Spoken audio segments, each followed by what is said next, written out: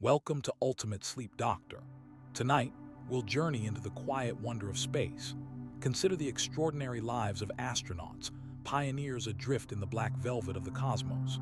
They've experienced weightlessness, observed Earth from a breathtaking distance, and pushed the boundaries of human exploration. These are scientific marvels, stories woven from physics and human resilience.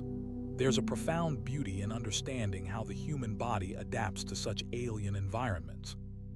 If you find these explorations soothing, please consider liking this video and subscribing to Ultimate Sleep Doctor. Together, we can soothe more wandering minds one peaceful night at a time. Just breathe. Let your thoughts drift like clouds across a silent sky. Let's begin. The vastness of space, a place of shimmering stars and silent darkness, is a beautiful and compelling mystery. Yet, venturing beyond Earth's embrace presents a set of extraordinary challenges to the human body. We've discussed the dangers of radiation, the psychological effects of isolation, and the complex engineering required for spacecraft. But perhaps one of the most insidious and concerning threats to astronauts during extended missions is something happening inside them. A gradual, silent erosion of their skeletal and muscular systems. This isn't a dramatic, sudden collapse. It's a slow, persistent weakening, a consequence of prolonged exposure to a profoundly different environment. The primary culprit is gravity.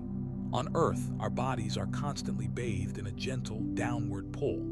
This constant pressure stimulates our bones to maintain a certain density, a strong, robust structure capable of supporting our weight and absorbing the forces of daily life.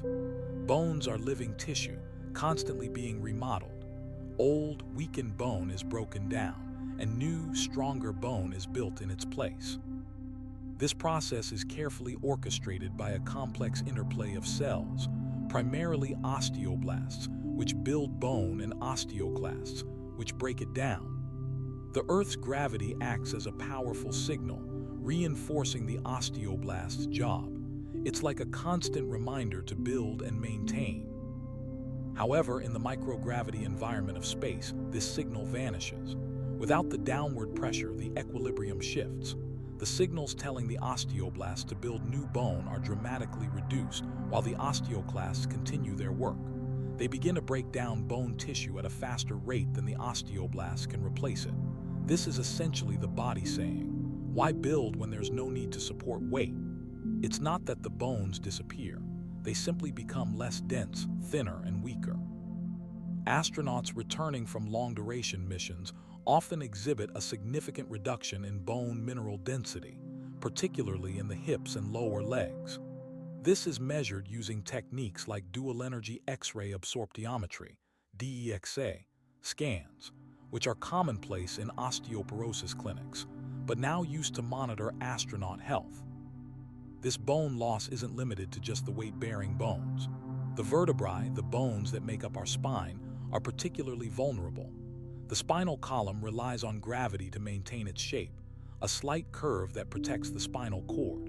In space, this natural curve can diminish, increasing the risk of back pain and, crucially, spinal compression fractures.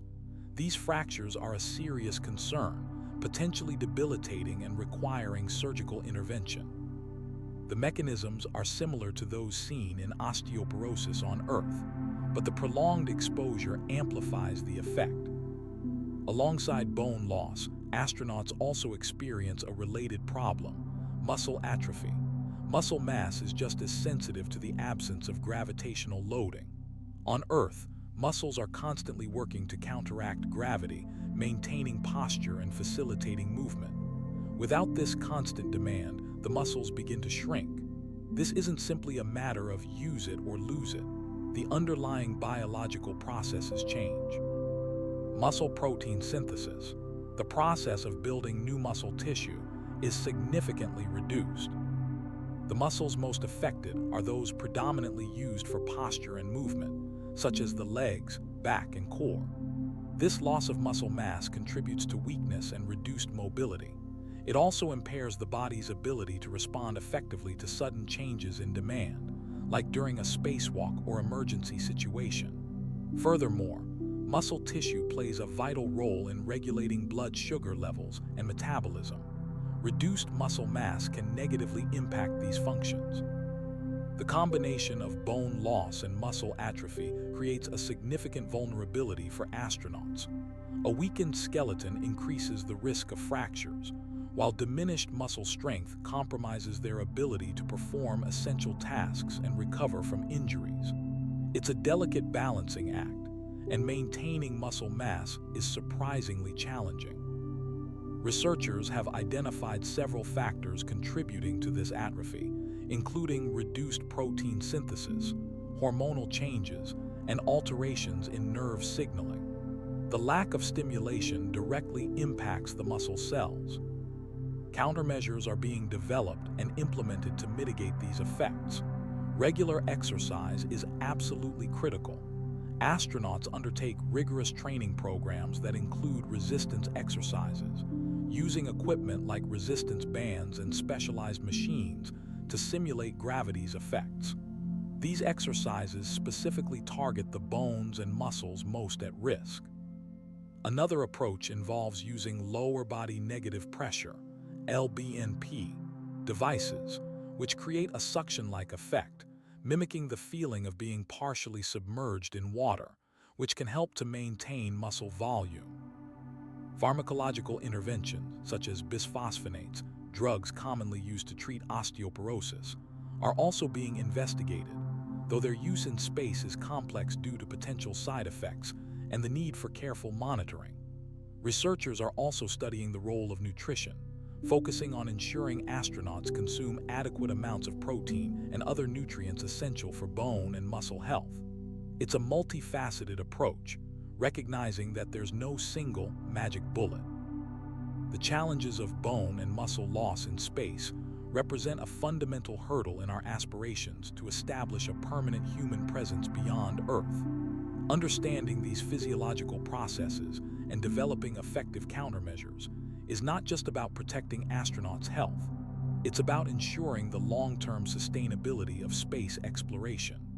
The journey to the stars demands a deep respect for the remarkable adaptability and the vulnerabilities of the human body.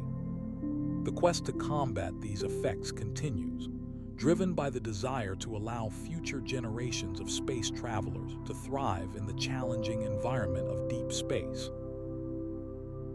The earliest ventures into space demanded a startlingly simple solution to a profoundly complex problem: protecting astronauts from the harsh environment beyond Earth's atmosphere. Before the elegant, layered suits we recognize today, the Mercury program, America's first manned spaceflight initiative, relied on a design that, in retrospect, was remarkably daring and remarkably vulnerable. Alan Shepard's Freedom 7 capsule, launched in May 1961, was encased in a thick, quilted cotton flight suit. This suit, primarily white, served as both a thermal barrier and a rudimentary pressure vessel.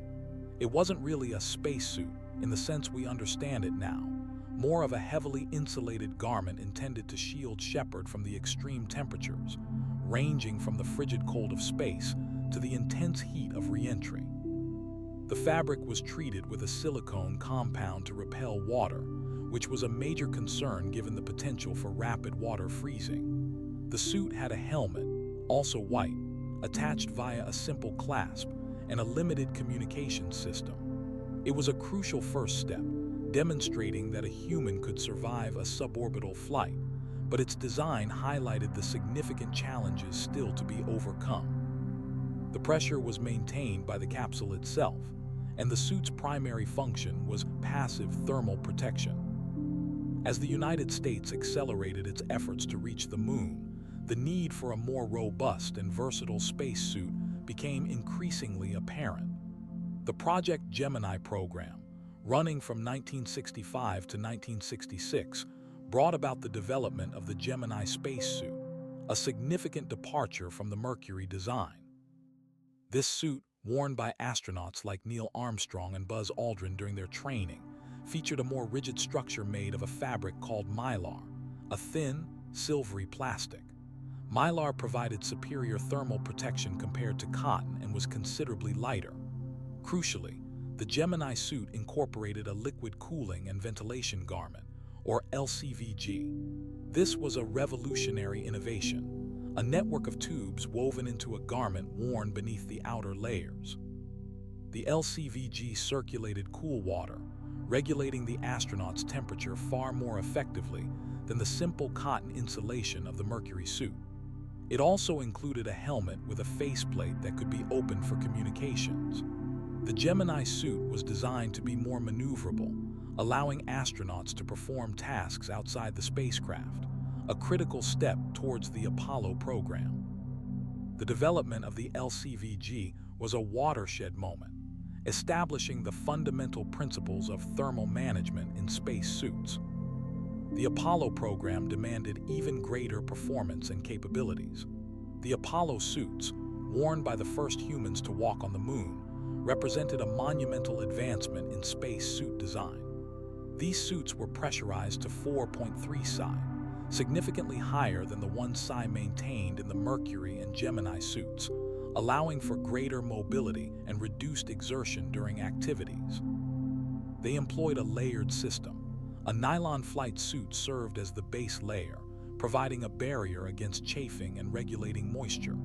Over this was a heavy-duty felt layer for thermal insulation. The outer layer was a multi-layered fabric designed to protect against micrometeoroids and solar radiation. A key feature was the helmet, constructed from multiple layers of felt and fiberglass, offering superior protection.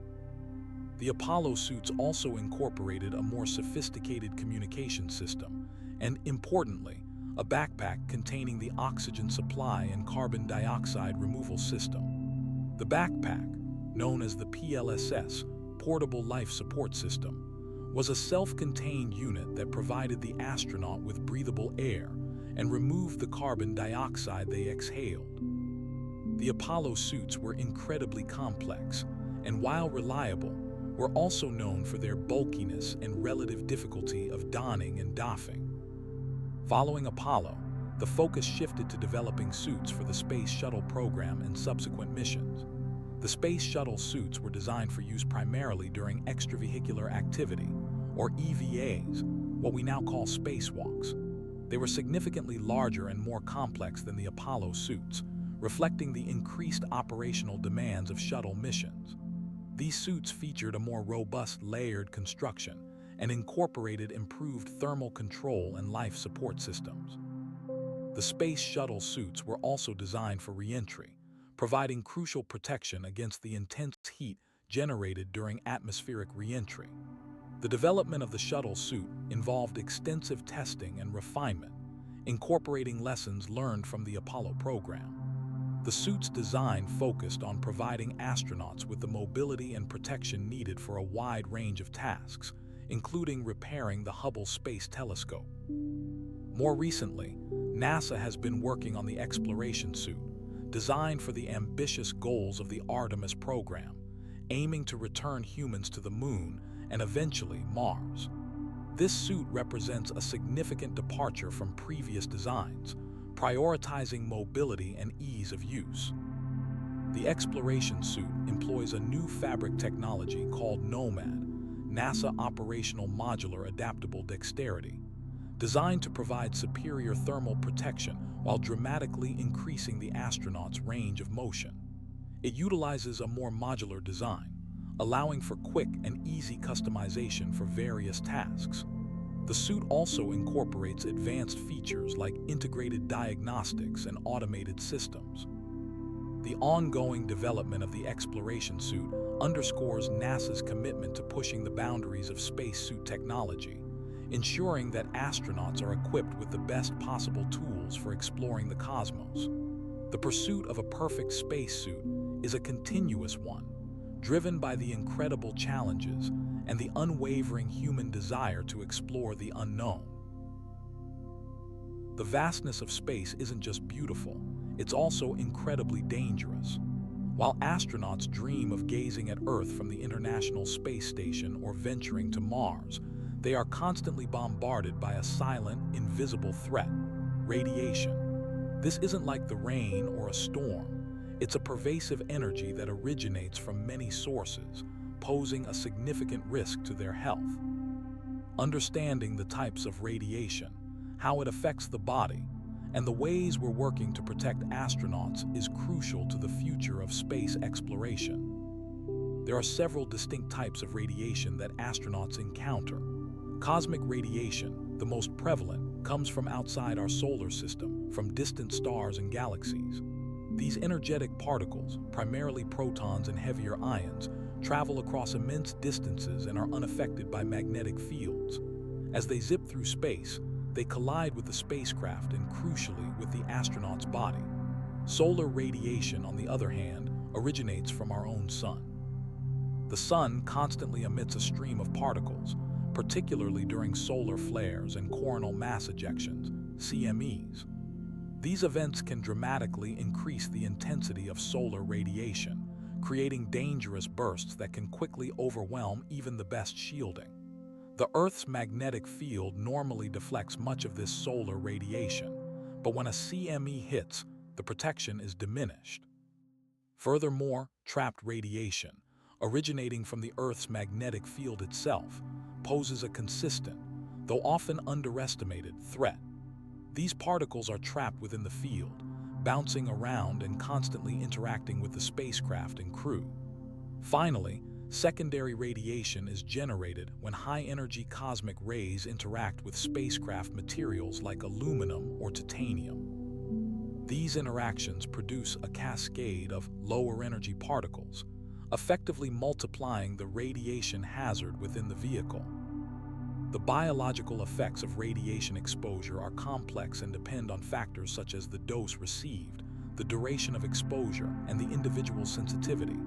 At lower doses, radiation can cause acute symptoms like nausea, vomiting, and fatigue. These effects are often temporary, resolving as the body repairs the damage. However, at higher doses, the consequences become far more serious. Radiation can damage DNA, the blueprint for our cells. This damage can lead to an increased risk of cancer, leukemia, thyroid cancer, breast cancer, and others, years or even decades later. It can also cause cataracts, a clouding of the lens of the eye, and damage the nervous system, resulting in symptoms like memory loss, confusion, and coordination problems.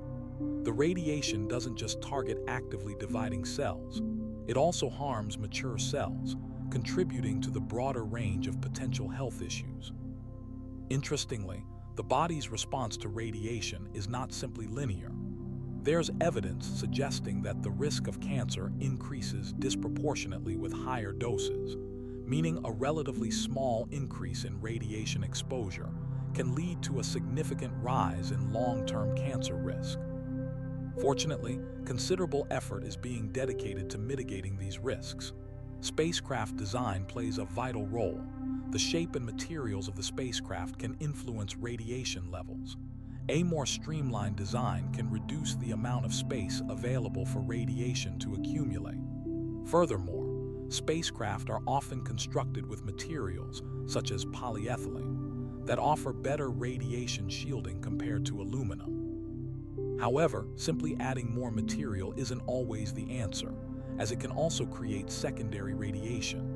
Active shielding is another promising approach. This involves using an electrically charged surface to deflect charged particles away from the spacecraft.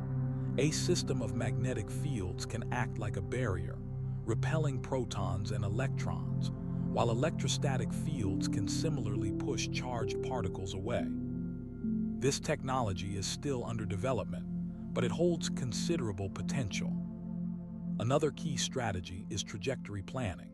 By carefully selecting flight paths that minimize exposure to the sun and galactic cosmic rays, astronauts can significantly reduce their overall dose. For example, missions to Mars will necessitate long periods in interplanetary space, where radiation levels are particularly high. Therefore, routes that take advantage of gravitational assists from planets can be strategically utilized to shorten transit times and reduce exposure. Real-time radiation monitoring is absolutely essential.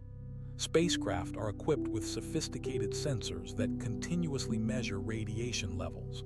This data is used to alert astronauts to potential hazards and to adjust activities, such as limiting time spent outside the spacecraft. Personal dosimeters worn by astronauts provide a detailed record of their individual radiation exposure. Beyond immediate protection, research into radioprotective drugs is underway. These medications aim to repair DNA damage caused by radiation or to enhance the body's natural defenses. While no single drug offers complete protection, some compounds show promise in mitigating the effects of radiation exposure. Another area of research involves understanding individual susceptibility to radiation damage.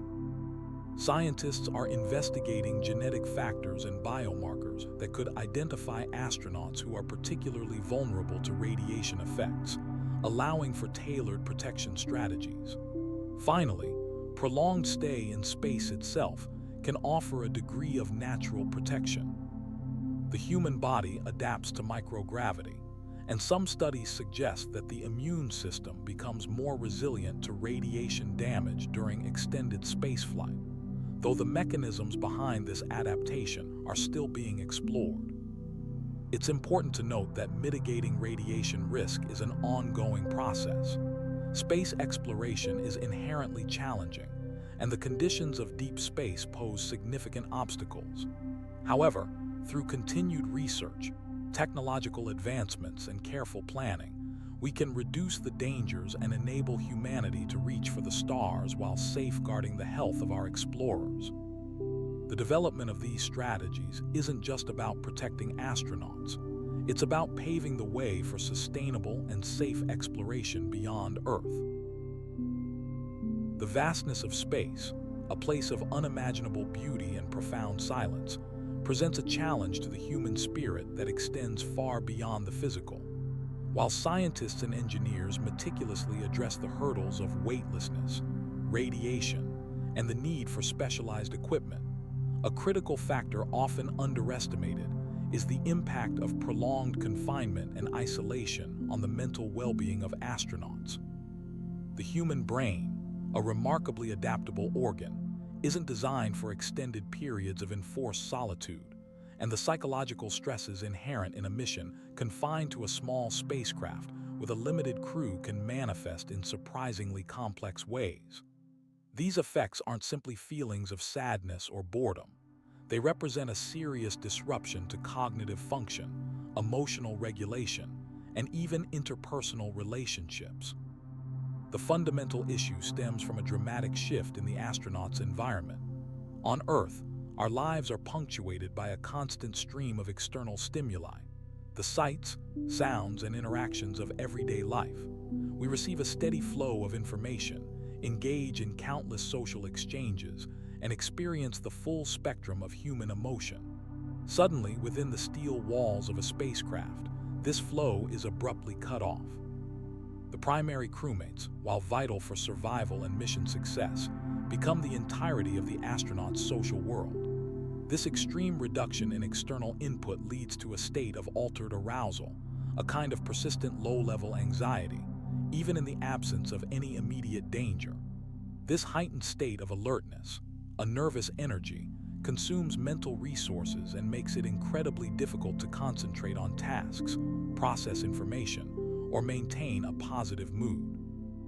Early research with cosmonauts and astronauts during the Soviet Salyut program and the American Skylab missions began to reveal these issues.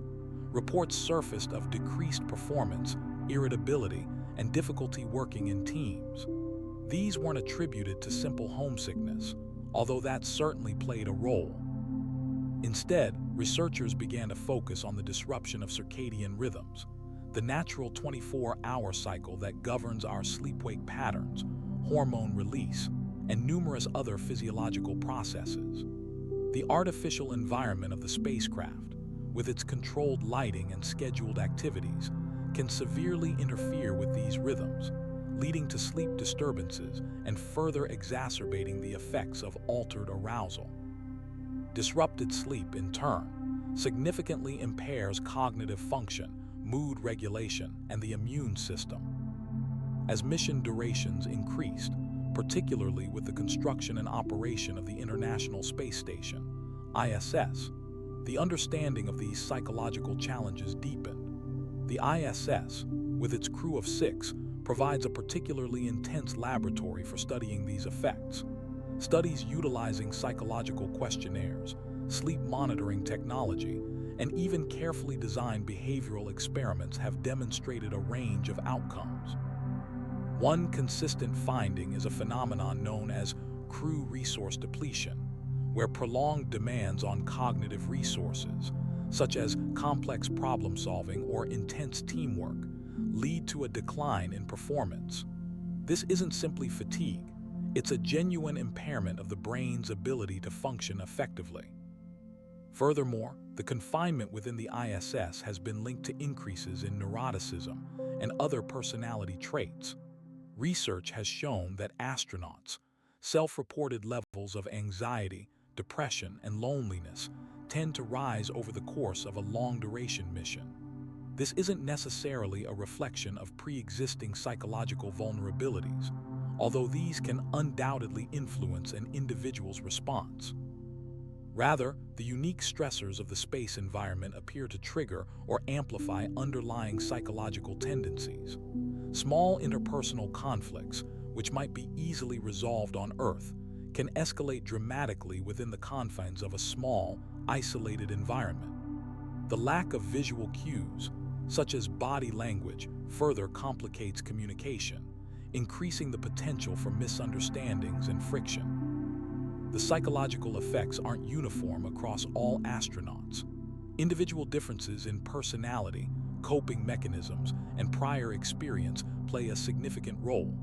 Some astronauts demonstrate remarkable resilience, maintaining high levels of performance and emotional well-being throughout a mission. Others struggle more intensely, requiring intensive psychological support during and after their time in space.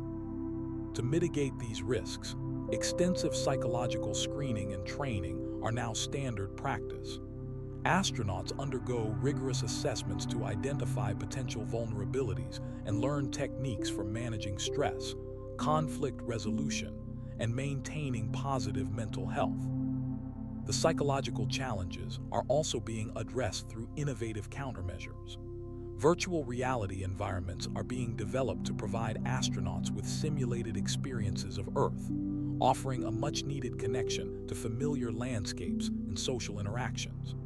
Crew rotation schedules are carefully designed to minimize the duration of individual confinement and maximize opportunities for social connection. Ongoing research continues to explore the potential of mindfulness training, cognitive behavioral therapy, and other psychological interventions to help astronauts navigate the stresses of spaceflight. Beyond the immediate mission, the long-term effects of spaceflight on mental health are an area of significant concern, particularly as we plan for missions to Mars, which would require stays of several years. The potential for chronic psychological distress, alongside the physical health consequences, represents a substantial hurdle to humanity's ambitions beyond Earth. Ongoing research and development into strategies for maintaining crew well-being during such extended voyages are becoming increasingly critical to the success of future deep space exploration. The journey to the stars will undoubtedly require not only technological prowess, but also a profound understanding of the human mind. The fundamental challenge of long-duration spaceflight isn't simply about reaching the stars, it's about surviving within them.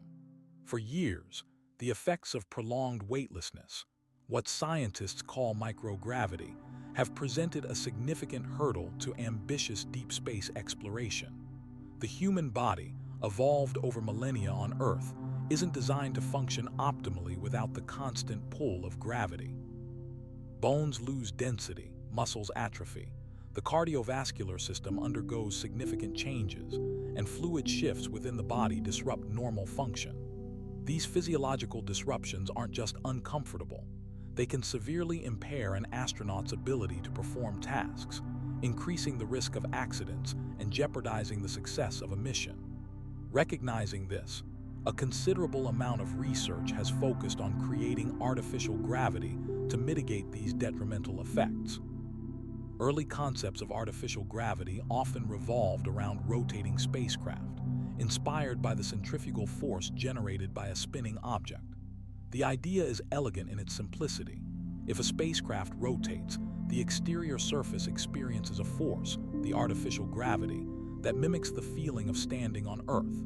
The faster the rotation and the larger the radius of the spacecraft, the greater the artificial gravity. However, this approach faces several considerable hurdles. A rapidly rotating cylinder, for example, would induce a Coriolis effect, a force that pushes objects to the side as they move, making walking and maneuvering extremely difficult and disorienting. This effect is similar to the sensation some people experience when traveling in a car or on a boat, but amplified significantly. Current research is exploring a range of technologies to generate artificial gravity, moving beyond the simple rotating cylinder. One promising area is the development of hammock systems. These involve tethering a spacecraft to a central axis, allowing astronauts to move freely within a rotating structure. These systems aim to reduce the Coriolis effect by limiting the distances astronauts travel within the rotating environment. Preliminary studies using rotating chairs and exoskeletons have shown some success in stimulating muscle activity and reducing bone loss in simulated microgravity. These initial systems, while still in early stages of development, offer a more intuitive and manageable experience for astronauts. Another avenue of investigation centers around linear acceleration.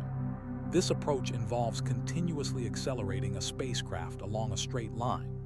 While seemingly straightforward, the continuous acceleration required to generate significant artificial gravity would be incredibly demanding on the spacecraft's propulsion system and potentially introduce significant g-forces, the perceived push you feel when accelerating, which could be detrimental to the human body. Researchers are investigating variable thrust systems and novel propulsion technologies to achieve a more controlled and sustainable acceleration. The challenge lies in finding a balance between sufficient acceleration and minimizing the associated g-forces. Beyond these more active approaches, passive systems are also being examined. These systems rely on creating a gravitational field through mass distribution. One concept involves using large, strategically placed masses within a habitat to generate a localized gravitational field.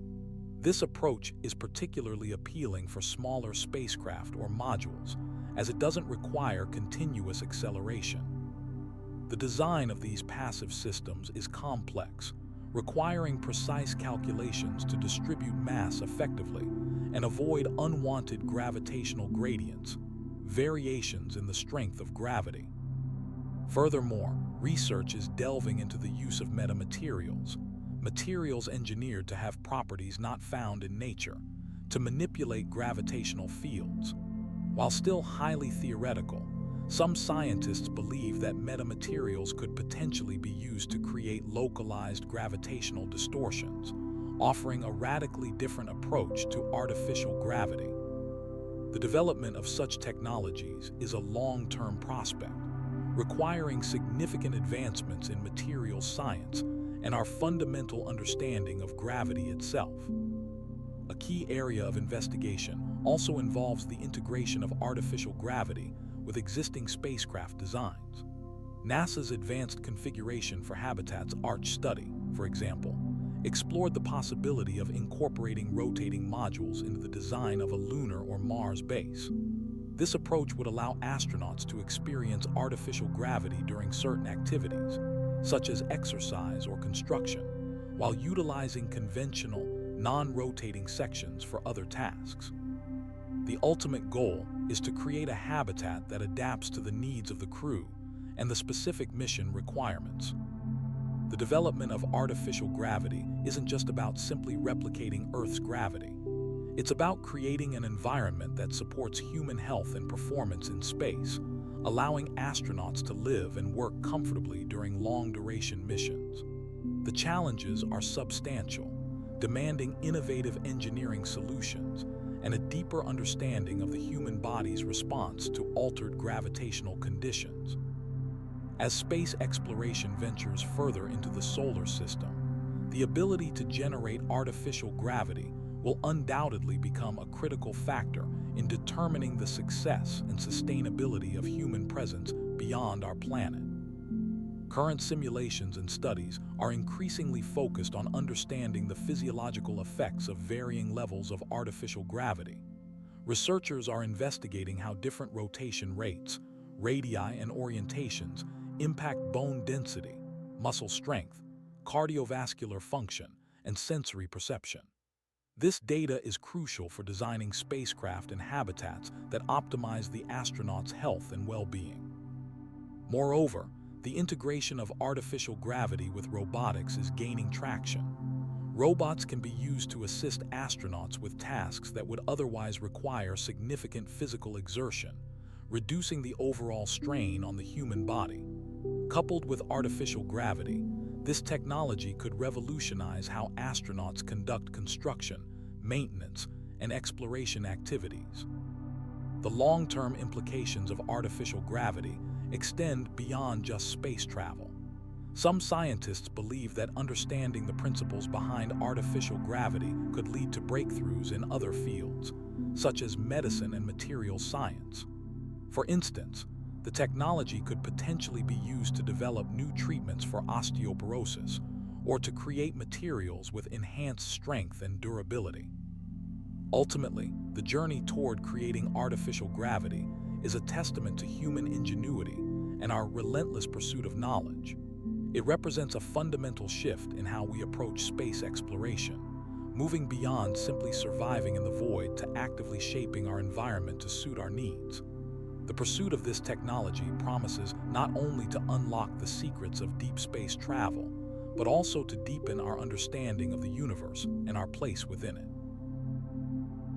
The journey into space demands a careful orchestration of every aspect of an astronaut's experience, and perhaps one of the most intricate involves what they eat and drink.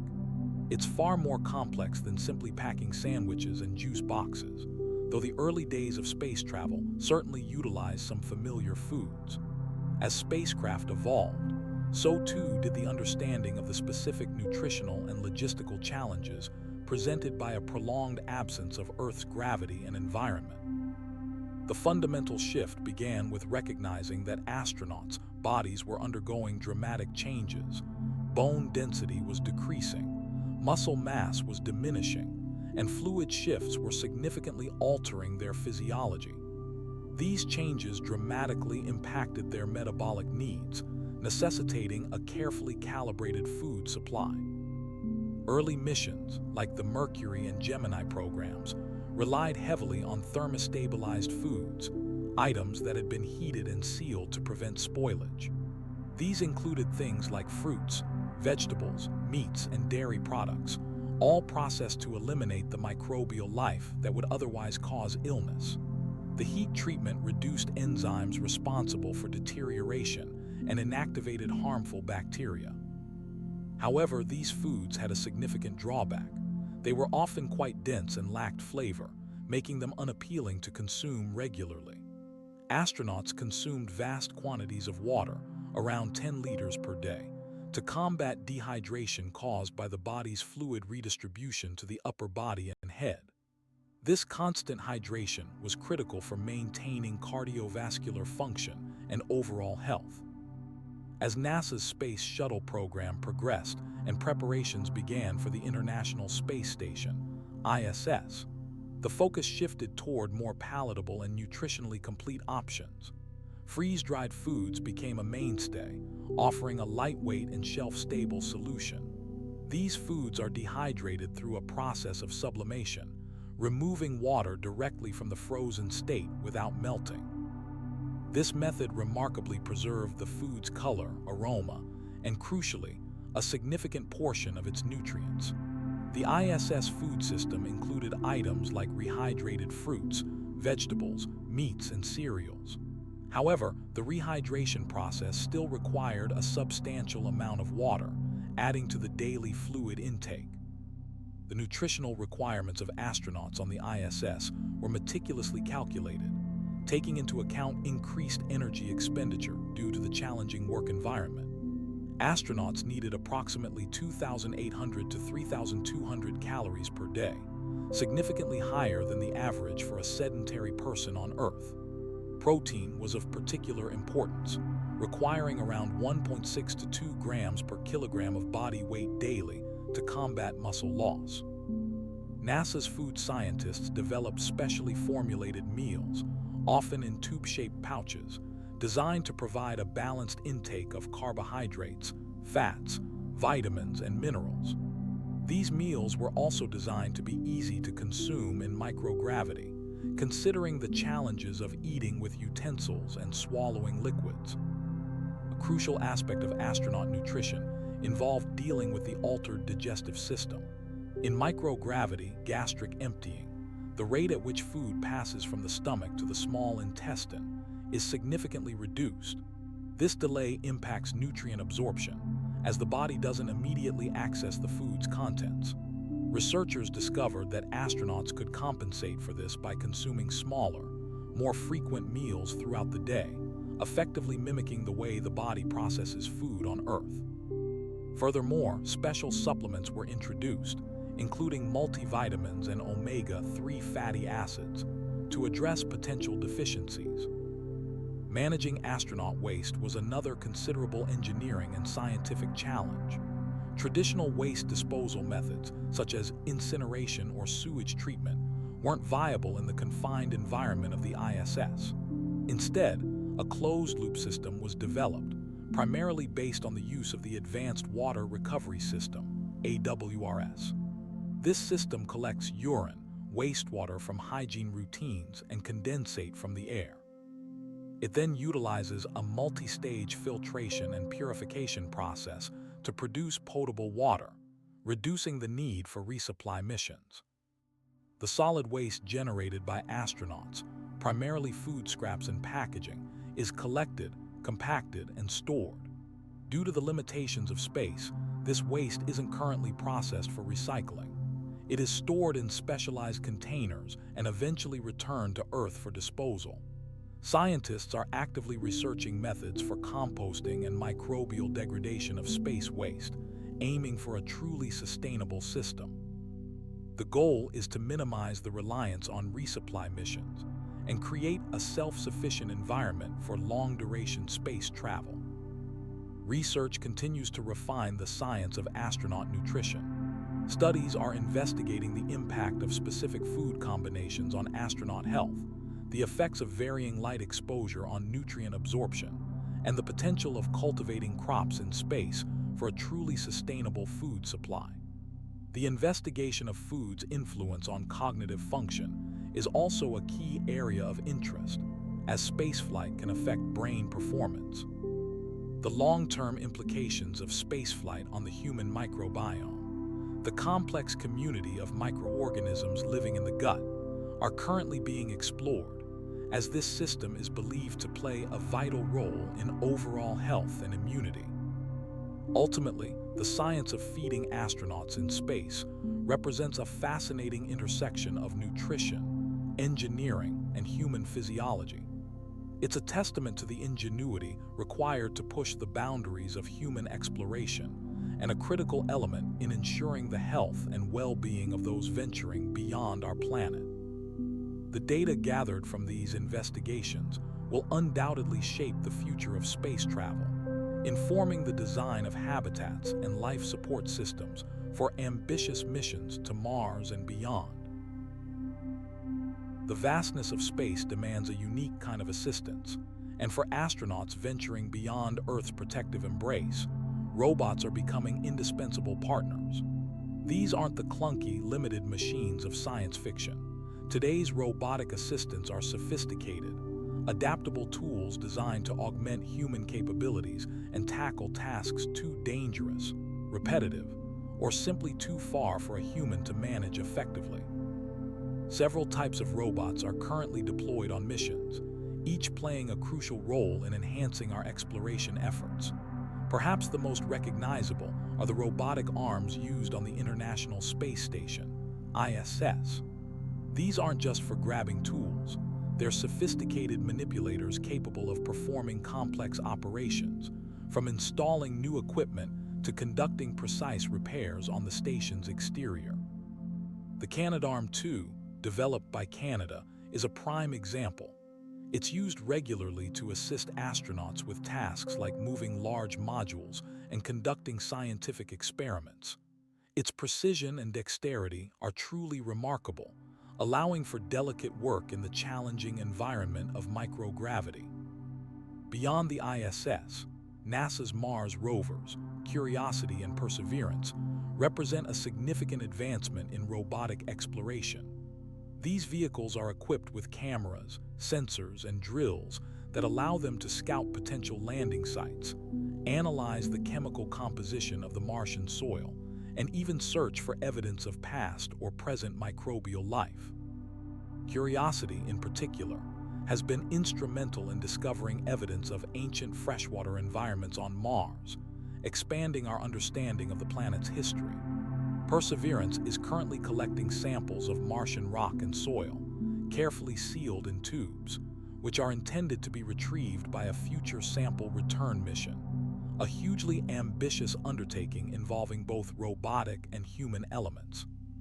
The success of these rovers demonstrates the power of autonomous navigation and decision-making, allowing them to operate independently for extended periods, overcoming obstacles and adjusting their plans based on the information they gather. However, the future of robotics in space exploration extends far beyond rovers. There's a growing trend towards specialized robots designed for specific tasks, and these are often remotely operated by astronauts or ground control teams.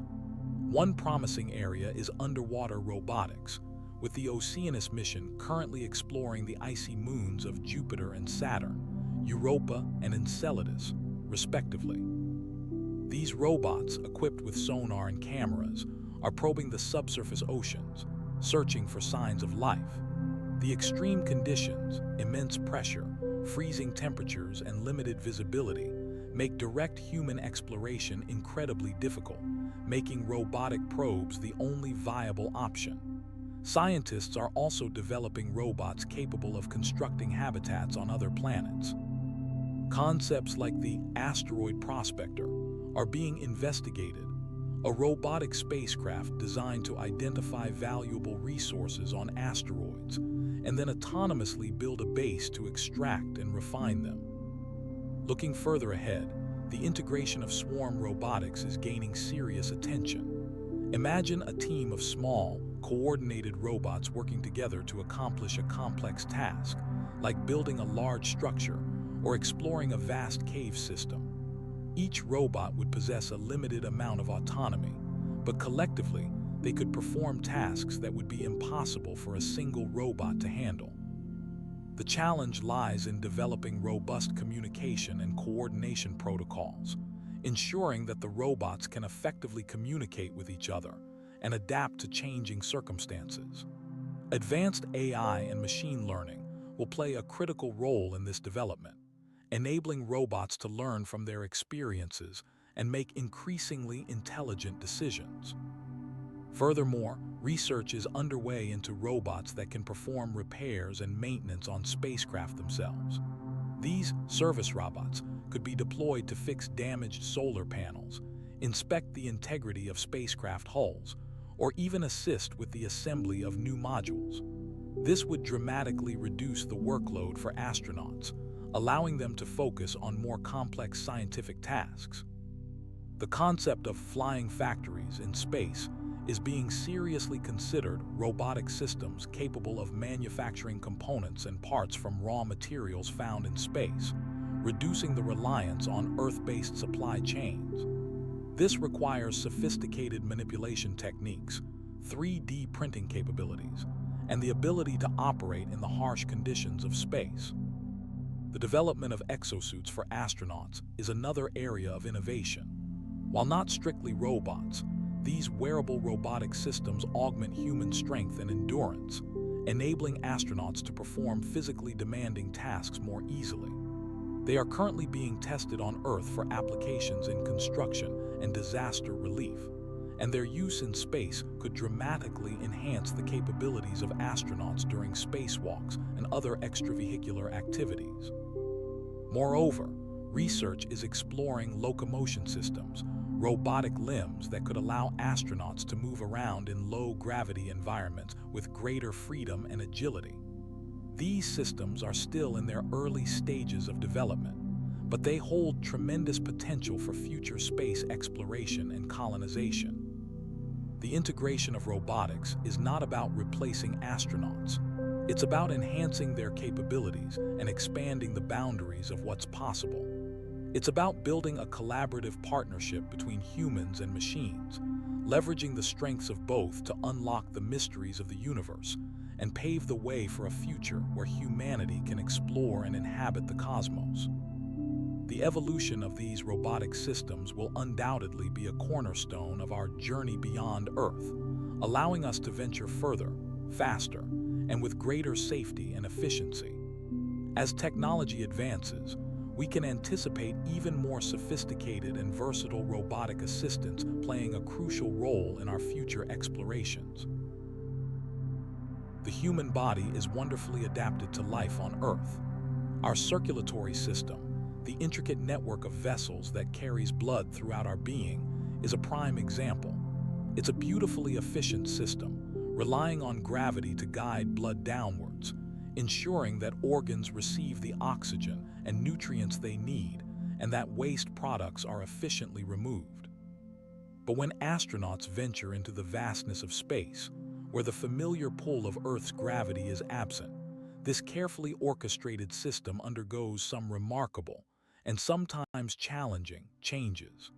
The absence of gravity fundamentally alters how the heart functions and how blood distributes itself throughout the body. Initially, upon entering space, whether during a launch, a period of weightlessness in orbit, or even during a spacewalk, astronauts experience something called flapping. This is a subconscious, involuntary movement of the limbs, a sort of gentle bobbing that's incredibly common. The body's reflexes, designed to maintain balance on Earth, are suddenly faced with no external reference point. This initial movement triggers a cascade of physiological responses, beginning with a significant shift in blood volume. The body attempts to compensate for the lack of gravitational pressure, and a substantial amount of blood rushes towards the head and upper body. It's as though the body is instinctively trying to maintain normal blood pressure, but without the usual downward force to guide the fluid. This shift in blood volume directly impacts the heart. In microgravity, the heart doesn't have to work as hard to pump blood against gravity. Consequently, it adapts, and its size and strength gradually diminish. The heart muscle, like any muscle, responds to reduced demand by undergoing a process called atrophy, or wasting away. Over a period of days and weeks in space, the heart muscle loses mass. This reduction in muscle size leads to a decrease in the heart's contractile force, its ability to squeeze and generate a strong beat. It's a subtle but important change, and the degree of cardiac atrophy varies considerably from astronaut to astronaut. The reduction in heart muscle mass is not just a change in size, it also affects the heart's electrical activity. The heart's rhythm is regulated by a network of specialized cells that generate electrical impulses. In microgravity, the signals that control the heart's rhythm can become less precise, leading to what's sometimes referred to as holiday heart syndrome. This doesn't mean that astronauts are suddenly experiencing chaotic arrhythmias, but rather that the heart's electrical signals can become slightly less coordinated, increasing the risk of occasional, benign heart palpitations or abnormal heart rhythms. Research has shown that astronauts often report experiencing a heightened sense of excitement and euphoria in space, and this emotional state can sometimes contribute to these irregular heartbeats. Beyond the changes in the heart itself, microgravity also affects blood flow throughout the body. Because there's less gravitational pressure, blood tends to pool in the upper body, the head, neck, and arms. This pooling contributes to facial puffiness, increased nasal congestion, and sometimes the development of varicose veins in the legs. The veins in the lower body, normally squeezed by gravity, become less constricted, allowing blood to accumulate. This isn't a dangerous buildup, but it can cause discomfort and contribute to the feeling of heaviness in the legs. Furthermore, microgravity impacts the way blood vessels constrict and dilate, the process that controls blood flow to different parts of the body. On Earth, the autonomic nervous system, the part of the nervous system that controls involuntary functions like heart rate and blood pressure, plays a crucial role in regulating blood vessel diameter. However, in the absence of gravity, the signals from the autonomic nervous system become less effective in controlling blood flow. This can lead to fluctuations in blood pressure and make it more challenging for the body to maintain stable blood flow to vital organs. Scientists are actively studying these changes in the circulatory system to understand the long-term effects of space travel on the human body. They use sophisticated monitoring equipment to track heart rate, blood pressure, and blood flow patterns in astronauts during and after space missions. The data gathered helps them develop countermeasures to mitigate the negative effects of microgravity on the cardiovascular system. These countermeasures include specialized exercise regimens that focus on strengthening the heart muscle, compression garments to improve venous return, and fluid management strategies to maintain optimal blood volume. Researchers are also exploring the potential use of artificial gravity, rotating spacecraft or habitats, as a way to counteract the effects of microgravity on the circulatory system. Creating a constant, artificial gravitational force would mimic the conditions experienced on Earth, allowing the heart and blood vessels to function normally. While artificial gravity presents significant engineering challenges, it remains a promising area of research for future long-duration space missions, perhaps to Mars or beyond. Understanding and managing these changes in the circulatory system is paramount to ensuring the health and safety of astronauts as they push the boundaries of human exploration in space. The remarkable adaptability of the human body is constantly being tested, and the data gained in space has profound implications not only for space travel, but also for our understanding of cardiovascular health on Earth. The early days of spaceflight were, in many ways, a remarkably intuitive undertaking. The first rockets, like those developed by Robert Goddard and Konstantin Tsiolkovsky, relied heavily on carefully calculated trajectories, essentially figuring out the right direction and speed to reach a destination. These weren't navigating in the sense we understand today. It was more like extremely precise aiming. The pioneers, brilliant engineers and mathematicians, built complex equations based on Newton's laws of motion, predicting where a rocket would go if launched with a specific thrust and angle.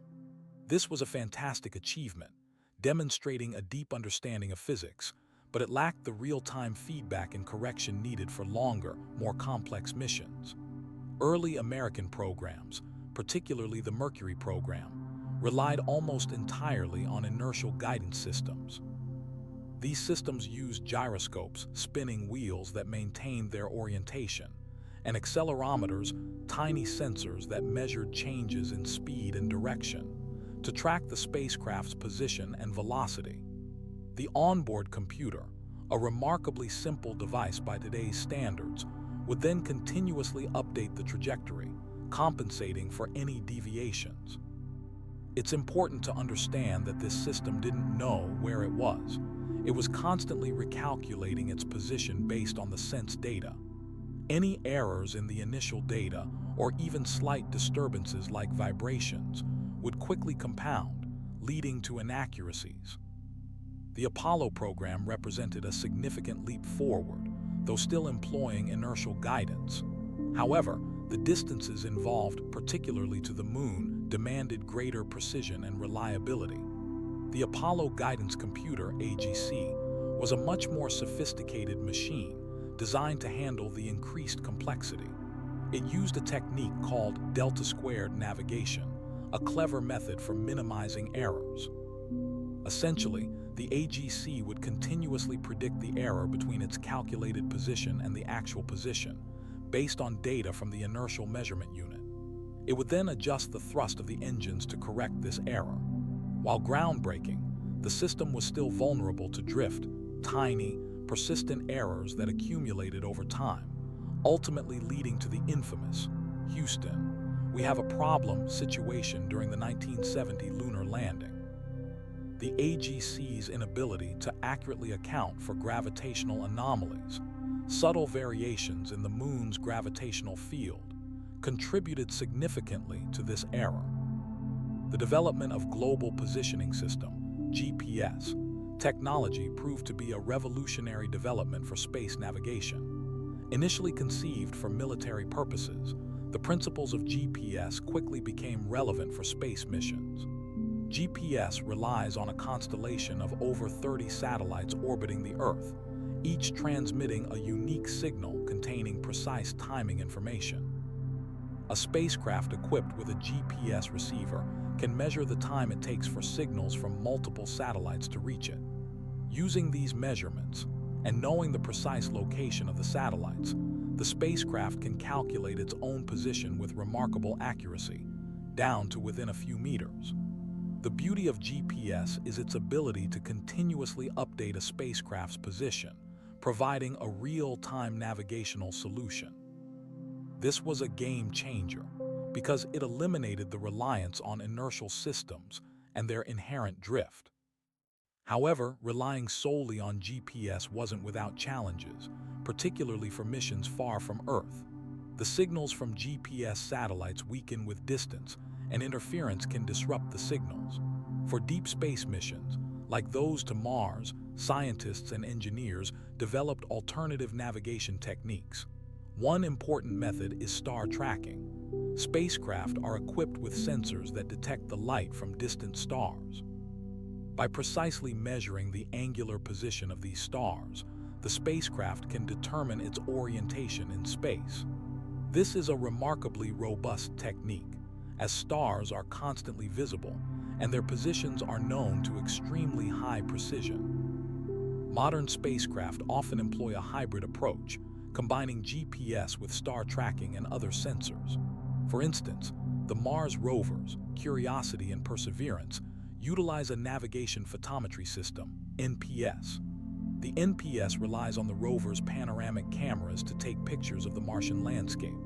The onboard computer analyzes these images to identify known landmarks, rocks, hills, or other features, and uses their positions to calculate the rover's location. This is essentially a form of visual navigation, similar to how humans use landmarks to find their way.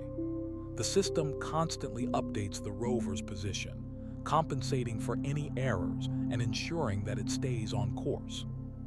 Furthermore, advancements in sensor technology, accelerometers, gyroscopes, and magnetometers have dramatically improved the accuracy and reliability of spacecraft navigation systems.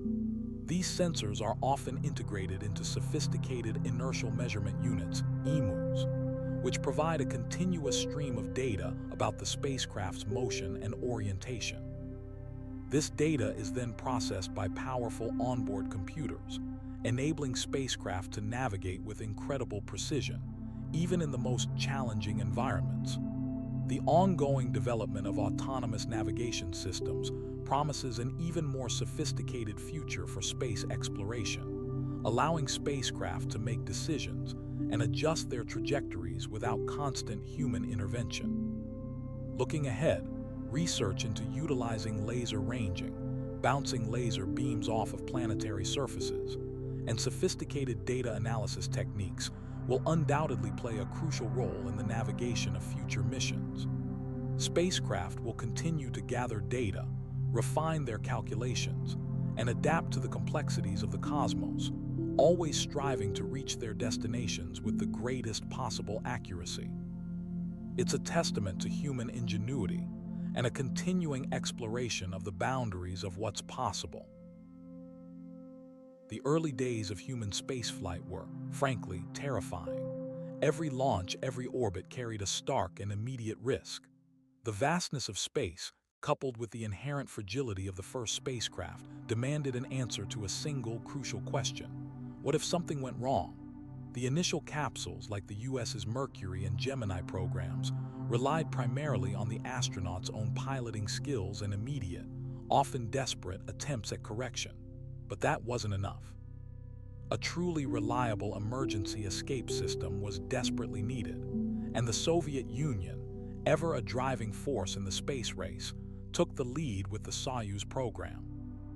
The Soyuz design philosophy, rooted in the lessons of the Vostok program's single-seat configuration, prioritized a rapid, independent escape capability.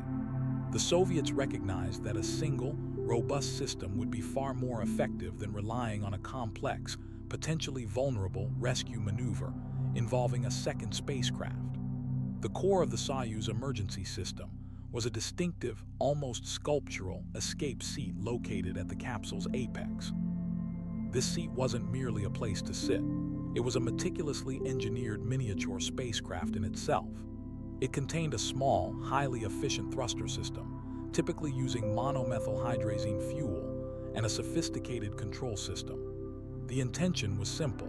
If the capsule suffered a critical malfunction, the astronaut would manually activate the escape thrusters, separating the seat from the main capsule and initiating a controlled descent back to Earth.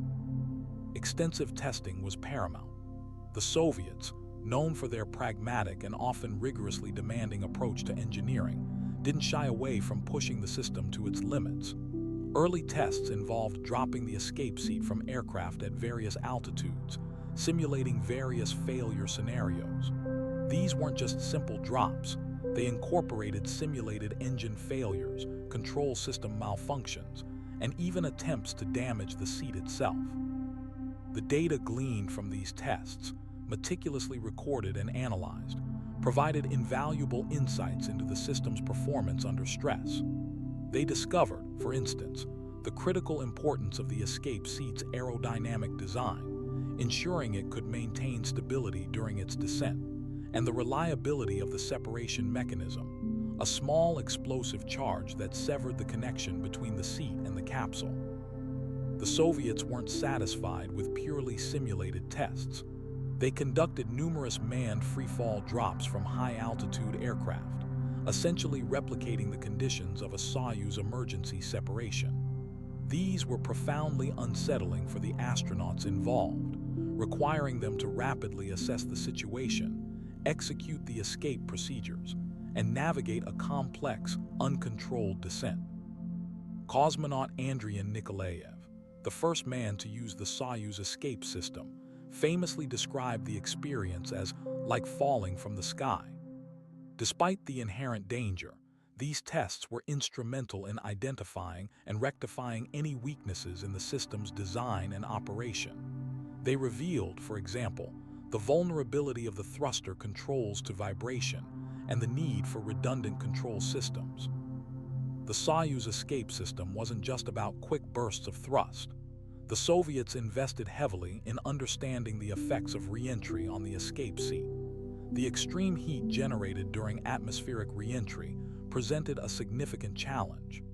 The escape seat's heat shield, composed of a multi-layered material, was designed to protect the astronaut from direct contact with the superheated air. However, the system's performance during re-entry was constantly monitored, and the data was used to refine the heat shield's design and the activation sequence for the seat's protective features. As the Soyuz program evolved, particularly with the introduction of the T-shaped Soyuz configurations, with its orbital module providing living and working space, the emergency escape system remained a core component. Modifications were made to accommodate the larger spacecraft, and the testing regime continued, albeit with increasingly sophisticated simulations and, eventually, simulated re-entry scenarios. The Soviets utilized specialized wind tunnels to study the airflow around the escape seat during descent, further improving its aerodynamic performance. They refined the control algorithms, making the system more responsive and intuitive for the astronaut. Interestingly, the Soyuz system wasn't solely focused on immediate escape. It incorporated a system for controlled descent, a slower, more gradual descent to a designated landing site, allowing for a safer and more precise landing. This was a deliberate strategy, recognizing that a rapid, uncontrolled descent could expose the astronaut to significant trauma. The legacy of the Soyuz emergency escape system extended far beyond the Soviet space program. NASA, observing the Soviet success, incorporated many of its core principles into the development of the US's own escape system for the Apollo and Space Shuttle programs. While the US system utilized a different approach, primarily relying on a jettisonable adapter, the fundamental objective remained the same: providing astronauts with an independent means of escape in the event of a catastrophic failure. The lessons learned from the Soyuz program, particularly regarding the importance of robust testing, redundant systems, and precise control, directly influenced the design and operation of spacecraft emergency systems around the world. The evolution of these systems continues to this day, with advancements in materials science, propulsion technology, and control systems constantly pushing the boundaries of what's possible.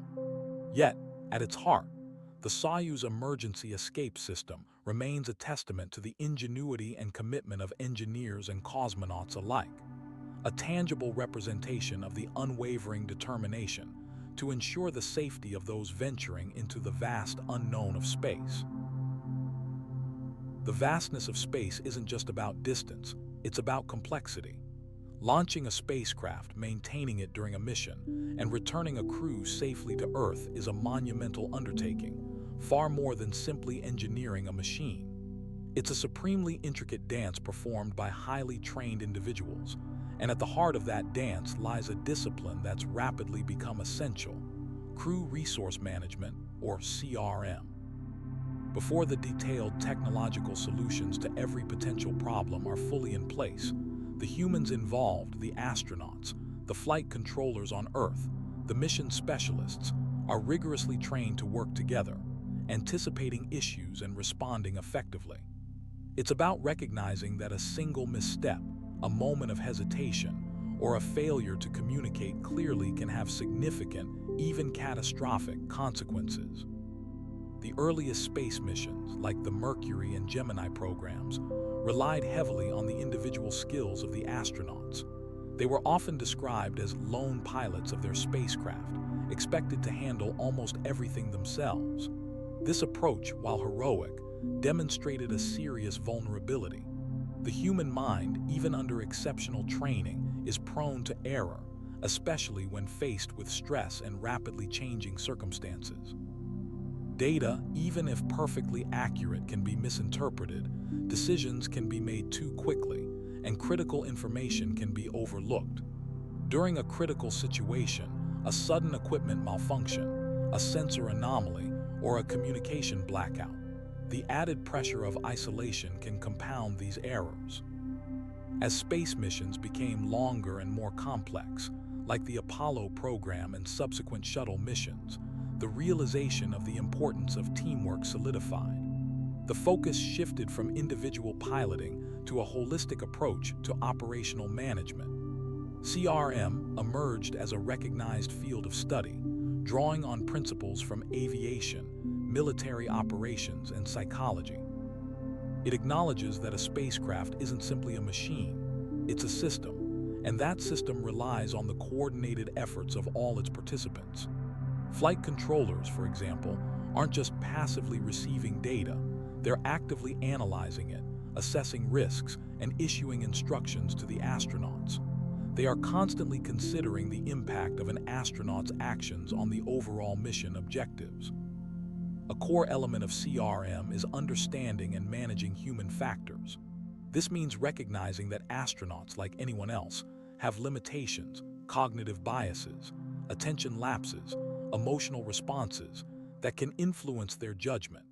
Training programs incorporate simulations designed to expose these vulnerabilities in a controlled environment. Astronauts learn to recognize when they're feeling rushed, fatigued, or uncertain, and to communicate those feelings to their crewmates. This isn't about admitting weakness, it's about proactively managing risk. Effective communication is paramount. Standardized terminology is established to avoid confusion. The concept of situation awareness, a shared understanding of the current state of the spacecraft and its environment, is drilled into every crew member. Simulations play a crucial role in CRM training. These aren't just about flying a virtual spacecraft. They're meticulously crafted scenarios designed to replicate the stress and uncertainty of a real spaceflight. Astronauts practice troubleshooting complex problems under time pressure, learning to prioritize tasks, delegate responsibilities, and effectively challenge decisions made by others. They learn to speak up, to voice concerns or dissenting opinions without fear of retribution. This is a fundamental element of what's known as cultural change, where a team learns to openly share information and constructively critique each other's actions. The Mars missions, currently in the planning stages, represent an enormous leap in complexity, and therefore a heightened need for robust CRM protocols. The distance involved, millions of miles, introduces significant communication delays, making real-time decision-making extraordinarily difficult. Astronauts will be operating largely autonomously, relying on pre-planned procedures and sophisticated robotics. However, even with these advancements, the human element remains critical. The crew will still be responsible for interpreting data, assessing risks, and making critical judgments about the mission's progress. Furthermore, CRM extends beyond the immediate crew. It encompasses relationships with mission control, the scientific teams analyzing data, and even the public. Maintaining a clear and consistent flow of information, managing expectations, and addressing public concerns are all essential aspects of a successful mission. The ability to adapt to unexpected events, to improvise, and to maintain a calm and professional demeanor, even in the face of adversity, will be just as important as technical expertise. Looking to the future, CRM is expected to evolve alongside advancements in artificial intelligence and robotics. While AI can assist in data analysis and automation, it's unlikely to replace human judgment entirely. Instead, the focus will shift to developing systems that augment human capabilities, providing astronauts with the information and support they need to make the best possible decisions. Ultimately, the success of any space mission will depend not just on the technology involved, but on the ability of the human crew to work together effectively, to anticipate challenges, and to respond with skill and judgment. It's a testament to the fact that even in the vast, unforgiving expanse of space, the most crucial element is, and always will be, the human team. The vastness of space demands preparation unlike any other. While decades of experience in traditional centrifuge training, underwater simulations mimicking weightlessness, and meticulously designed spacecraft mock-ups have provided a crucial foundation for astronaut skill, a revolutionary shift is now underway, a move heavily reliant on the capabilities of virtual and augmented reality. These technologies are not simply adding a fancy new tool to the toolbox. They're fundamentally changing how astronauts learn to handle the unpredictable, the dangerous, and the utterly alien conditions of spaceflight. The core of this transformation lies in the ability to recreate, within a controlled environment, scenarios that would be impossible or prohibitively risky to replicate in reality. A spacecraft is, after all, a complex, finely tuned machine operating in an incredibly hostile environment. Training must encompass not only the mechanical and operational aspects, but also the psychological and physiological challenges that astronauts will inevitably face. Traditional methods, while valuable, can only stretch so far. They can simulate equipment malfunctions, for instance, but they can't truly replicate the feeling of a sudden loss of communication, the disorientation of a rapid rotation, or the overwhelming sense of isolation experienced during extravehicular activities. EVAs, or spacewalks. Virtual reality, or VR, takes this a step further. A VR system creates a completely immersive digital world, typically using a headset that blocks out the real world and displays a computer-generated scene. Astronauts wear this headset and, using controllers or gestures, interact with the virtual environment as if it were real. For example, astronauts are now routinely trained in VR simulations of a malfunctioning spacecraft's life support system. They're tasked with diagnosing the problem, identifying the source of the leak, and executing the necessary repairs, all within the digital confines of the spacecraft. The fidelity of these simulations is continually increasing, incorporating realistic physics, material properties, and even the effects of radiation. Furthermore, the system can be adjusted to replicate specific spacecraft designs, from the venerable Apollo command module to the more complex architecture of the International Space Station.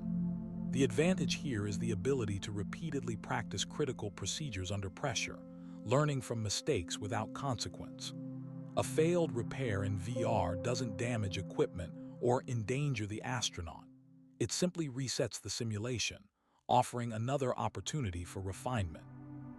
Augmented reality, or AR, takes a slightly different approach. Instead of replacing the astronaut's view of the world, AR overlays digital information onto the real world. This is particularly useful during EVAs. Astronauts wearing AR headsets can receive real-time guidance from mission control, see the location of critical tools superimposed on their field of vision, and even receive diagnostics about the spacecraft's systems, all without taking their eyes off the task at hand. Imagine an astronaut tethered to the ISS, performing repairs on the exterior of the station. Through the AR headset, they can see highlighted schematics of the equipment they're working on, receive instructions on how to tighten a bolt, or even identify potential hazards in the surrounding space environment. The system can dynamically adjust its overlay based on the astronaut's position and orientation, providing the most relevant information at the precise moment it's needed. This isn't just about displaying instructions. It's about seamlessly integrating digital information with the astronaut's actual surroundings, creating a cognitive assistant that drastically reduces the chances of error. The development of these VR and AR systems isn't solely reliant on computer graphics. Sophisticated sensor technology plays a crucial role. Astronauts often wear full-body motion capture suits during these simulations, allowing the system to track their movements with incredible accuracy. This data is then fed back into the simulation, ensuring that the virtual environment reacts realistically to the astronaut's actions. Furthermore, haptic feedback systems are becoming increasingly common. These systems use actuators, small motors, and sensors to provide the astronaut with realistic tactile sensations, such as the resistance of a wrench, the texture of a panel, or the vibration of a mechanical component. Experiencing the force required to tighten a bolt, or the feel of a surface under their glove, is fundamental to developing the necessary motor skills and spatial awareness. The level of fidelity achieved is constantly increasing, moving beyond simple vibration to incorporate more nuanced sensations. Beyond individual training, VR and AR are also being utilized to simulate collaborative scenarios. Astronauts can practice working together on complex tasks, such as operating robotic arms or troubleshooting a system failure. These simulations allow teams to develop communication protocols, refine decision-making processes, and build trust, all vital components of crew resource management. The ability to observe and analyze the behavior of other team members in a safe, controlled environment is invaluable. Moreover, the simulations can be designed to replicate the stress and time pressure of a real-world emergency, forcing the team to operate effectively under duress. The future of astronaut training is undoubtedly intertwined with the continued advancement of VR and AR technology. Scientists are exploring the use of multi-user simulations, where multiple astronauts can train together in the same virtual environment, regardless of their physical location. This would allow for more realistic and comprehensive training scenarios and facilitate collaboration between astronauts from different space agencies. The integration of artificial intelligence, AI, is also poised to revolutionize this field. AI-powered virtual assistants could provide personalized guidance to astronauts, adapt the difficulty of the simulations based on their performance, and even identify potential weaknesses in their training. As technology continues to evolve, astronaut training will become even more immersive, effective, and ultimately safer. It's a testament to human ingenuity, a powerful tool being harnessed to unlock the secrets of space. The vacuum of space, a place of breathtaking beauty and profound silence, also holds a persistent, insidious problem: dust. It's not the fluffy, comforting kind we sweep from our floors. This space dust is incredibly fine, composed of microscopic particles of everything imaginable: metal flakes shed from spacecraft, shattered solar panels, micrometeoroid debris, even remnants of the Moon and Mars themselves. It's a surprisingly complex mixture, and understanding its behavior is crucial to the success of any long-duration space missions. Initially, the amount of dust considered a major issue was greatly underestimated. Early missions, particularly the first few Apollo landings, focused heavily on the geological samples being collected. The prevailing attitude was that the dust was a minor inconvenience, easily brushed aside. However, the longer astronauts spent outside on spacewalks, and the more complex the operations became, the more apparent its detrimental effects truly were. The fundamental challenge lies in the fact that dust behaves very differently in a vacuum than it does on Earth. On Earth, gravity is the force that pulls dust down. It settles quickly, forming drifts and accumulating in corners. In space, however, there's no gravity to pull it down. Instead, dust particles are suspended in a constant, chaotic ballet, driven by thermal radiation pressure, the outward force exerted by the sun's energy. These tiny particles are heated by the sun, creating pockets of warmer air, which rise, pushing the cooler, denser air downwards. This process, repeated continuously, creates turbulent currents within the spacecraft and the external environment.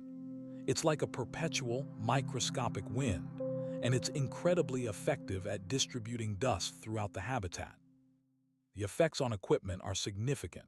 The primary concern is with the delicate instruments and systems that keep astronauts alive and performing their work. Dust can infiltrate seals, clog filters, and interfere with the operation of sophisticated sensors. Even a single, seemingly insignificant particle can disrupt a complex system. For instance, on the International Space Station, ISS, dust has been implicated in the failure of several small heaters and control panels. The minute particles, when heated, can cause electrical shorts and malfunctions. Careful design of equipment, incorporating materials resistant to dust abrasion and using protective coatings, is therefore paramount. Research is ongoing to develop self-cleaning surfaces and electrostatic dust shields, technologies designed to actively repel dust rather than simply trying to contain it. Furthermore, dust isn't just a nuisance, it's a corrosive agent. Microscopic metallic particles, particularly those shed from spacecraft surfaces, react with moisture in the air, forming acids. These acids can slowly degrade sensitive materials, weakening seals and damaging electronic components. This corrosion process accelerates dramatically in the low-humidity environment of space, making the preservation of equipment a continuous battle. Regular cleaning and maintenance protocols, employing specialized cleaning agents and techniques, are essential to mitigate this corrosive effect. The impact on astronaut health is a more recent area of intense research. While the immediate risk of inhalation is considered relatively low due to the filtration systems within the spacecraft, the long-term effects are still being investigated. Studies have revealed that exposure to space dust can trigger a variety of physiological responses. The dust particles, upon contact with the skin or mucous membranes, can cause irritation and inflammation. More worryingly, research suggests a possible link between long-term dust exposure and changes in the immune system. The dust particles are extremely small and can penetrate deep into the lungs, potentially causing chronic inflammation and respiratory problems. Beyond the direct effects on the respiratory system, there's emerging evidence suggesting that space dust may contribute to an increased risk of cardiovascular issues. The particles can circulate throughout the bloodstream, triggering an inflammatory response that could potentially damage blood vessels. While this is still an area of active research, it underscores the importance of minimizing astronaut exposure. Strict protocols are in place to limit the time spent outside, and air filtration systems are constantly monitored and maintained. Monitoring of astronauts' health is continuous. The nature of dust distribution is also profoundly complex. The turbulent currents created by thermal radiation pressure aren't uniform. Hot spots form around heat-generating equipment, leading to localized concentrations of dust. These hotspots then act as seeds, further amplifying the turbulent flow and spreading the dust even more widely. This creates a feedback loop, making it extremely difficult to control the dust distribution. Sophisticated computer models are being developed to simulate these turbulent flows and predict dust movement, allowing engineers to better understand and manage the problem. These models account for factors such as solar radiation, equipment heat output, and the geometry of the spacecraft. A significant aspect of the research focuses on understanding the composition of the dust itself. Detailed analyses of dust samples collected from the ISS and lunar landing sites have revealed a surprising diversity of materials, not just metal flakes, but also ceramics, polymers, and even traces of organic molecules. This complex composition is contributing to the challenges of developing effective cleaning methods and corrosion-resistant materials. It's clear that simply treating space dust as a homogeneous substance is a significant oversimplification. Ongoing research into dust mitigation is not solely focused on cleaning and containment. Scientists are also exploring techniques for actively removing dust from the environment. One promising approach involves using electrostatic fields to attract and collect dust particles. Another involves employing miniature air jets to disrupt dust currents and push particles towards collection points.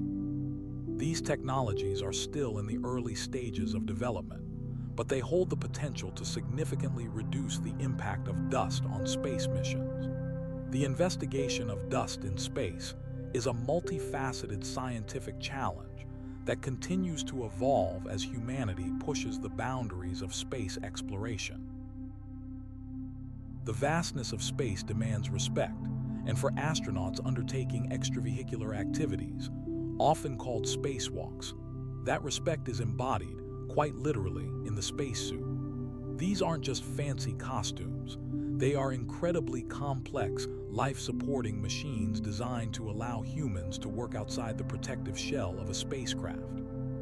Before a spacewalk, a significant amount of planning and preparation goes into ensuring the suit functions flawlessly and that the astronaut is proficient in its use. A spacewalk isn't a leisurely stroll.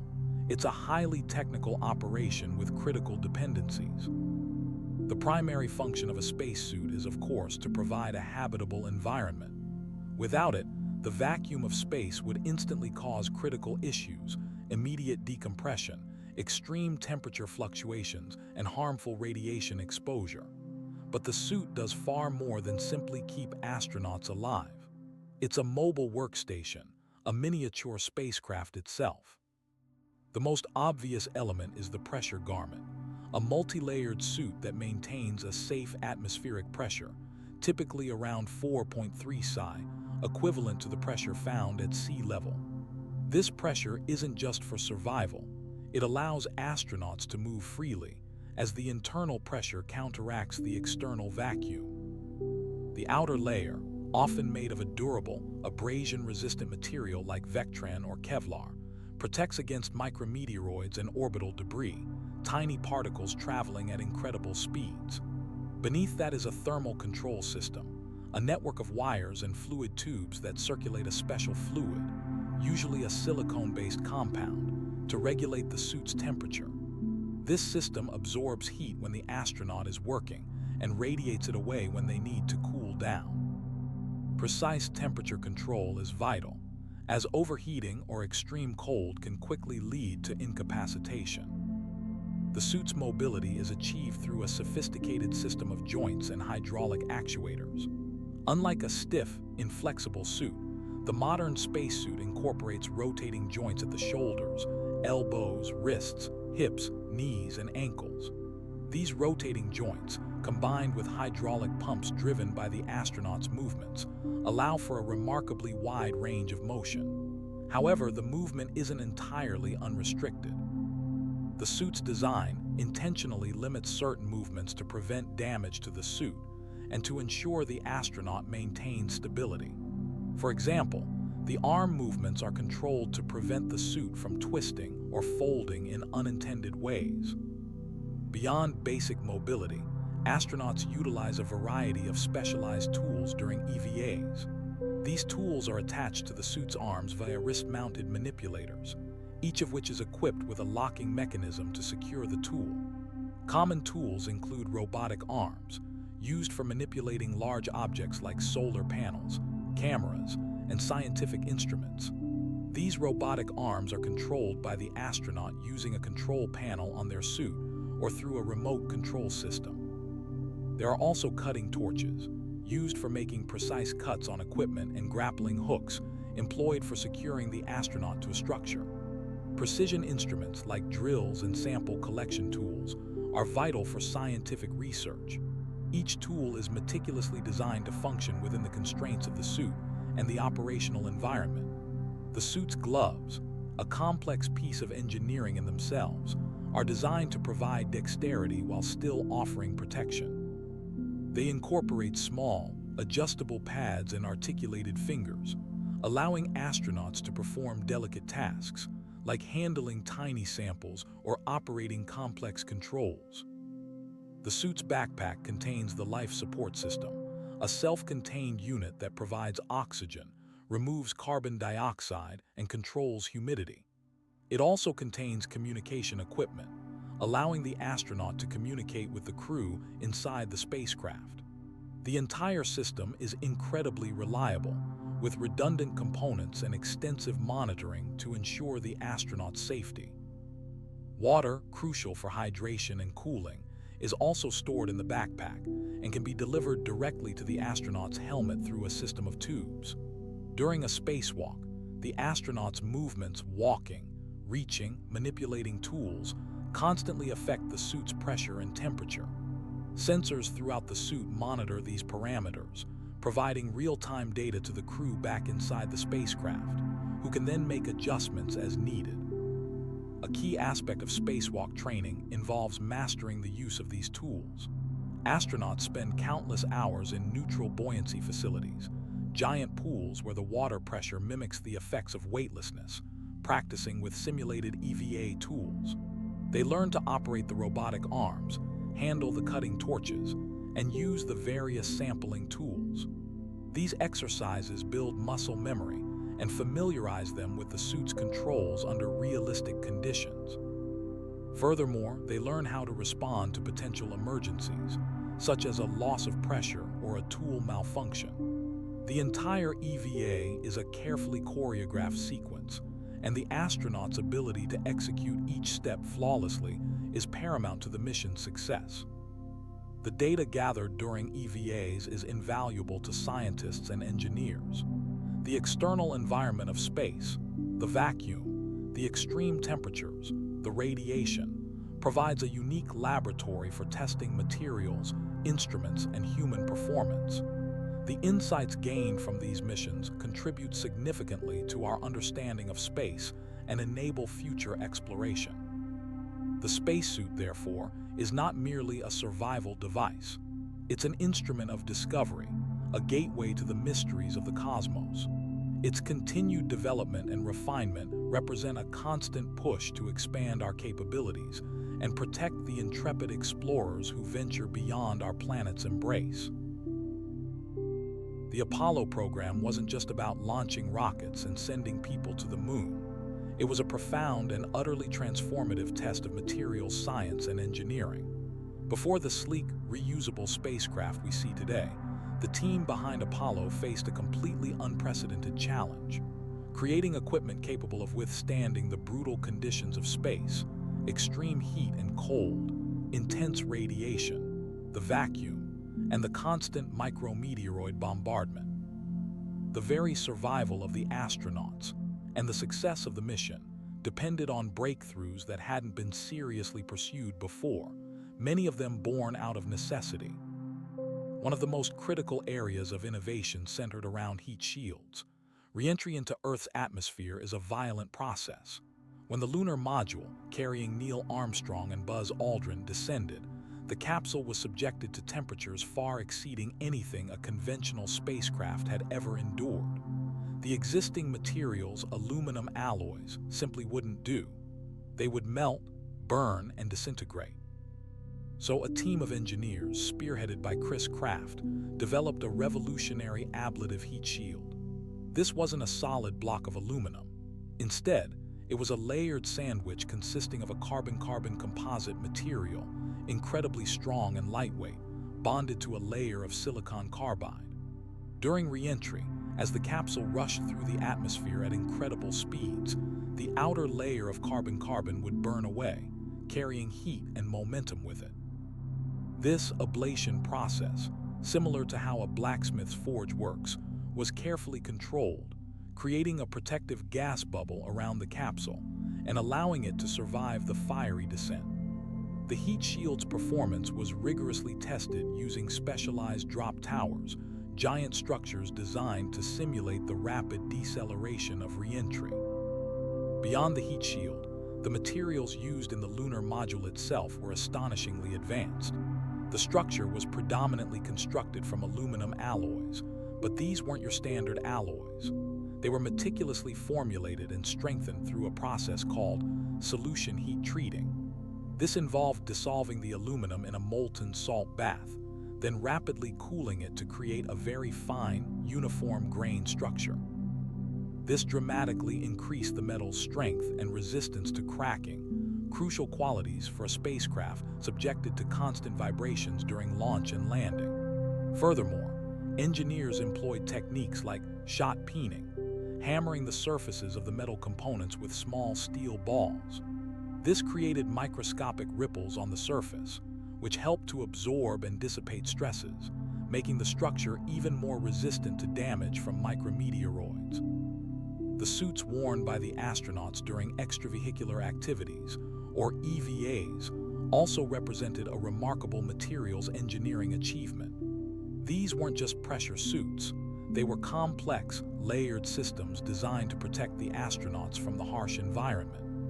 The outer layers, typically constructed from multiple layers of nylon, provided a barrier against abrasion and puncture. Beneath this were layers of aluminized mylar, reflecting solar radiation and minimizing temperature fluctuations. However, the truly innovative component was the liquid cooling and ventilation garment, LCVG, worn underneath the main suit.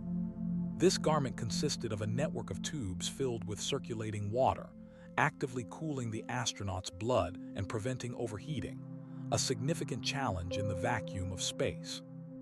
The LCVG was a miniature, self-contained climate control system, demonstrating an early form of wearable robotics and thermal management. The development of reliable wiring and electrical systems was equally crucial. Space is a uniquely challenging environment for electronics. The vacuum causes gases to expand, leading to leaks and potential damage. Furthermore, the extreme temperatures can cause components to expand and contract, leading to malfunctions. To combat this, engineers developed specialized wiring designed to operate reliably in a vacuum, using materials like Teflon to prevent gas leakage. They also employed sophisticated thermal insulation to maintain stable temperatures within the spacecraft's electronic systems. This focus on environmental protection led to innovations in adhesives and sealants, critical for ensuring the integrity of the spacecraft's complex systems. The Apollo program's impact extended beyond the immediate components of the spacecraft. It spurred a massive increase in research and development across a wide range of material science disciplines. The need for high-strength, lightweight materials, radiation shielding, and reliable electronic systems drove advancements in areas like polymer science, ceramics, composites, and semiconductor technology. Many of these innovations, developed initially for the Apollo program, have had profound and lasting impacts on industries ranging from aerospace and automotive to medicine and consumer electronics. The pursuit of material solutions for the moon landings wasn't simply about building a spacecraft.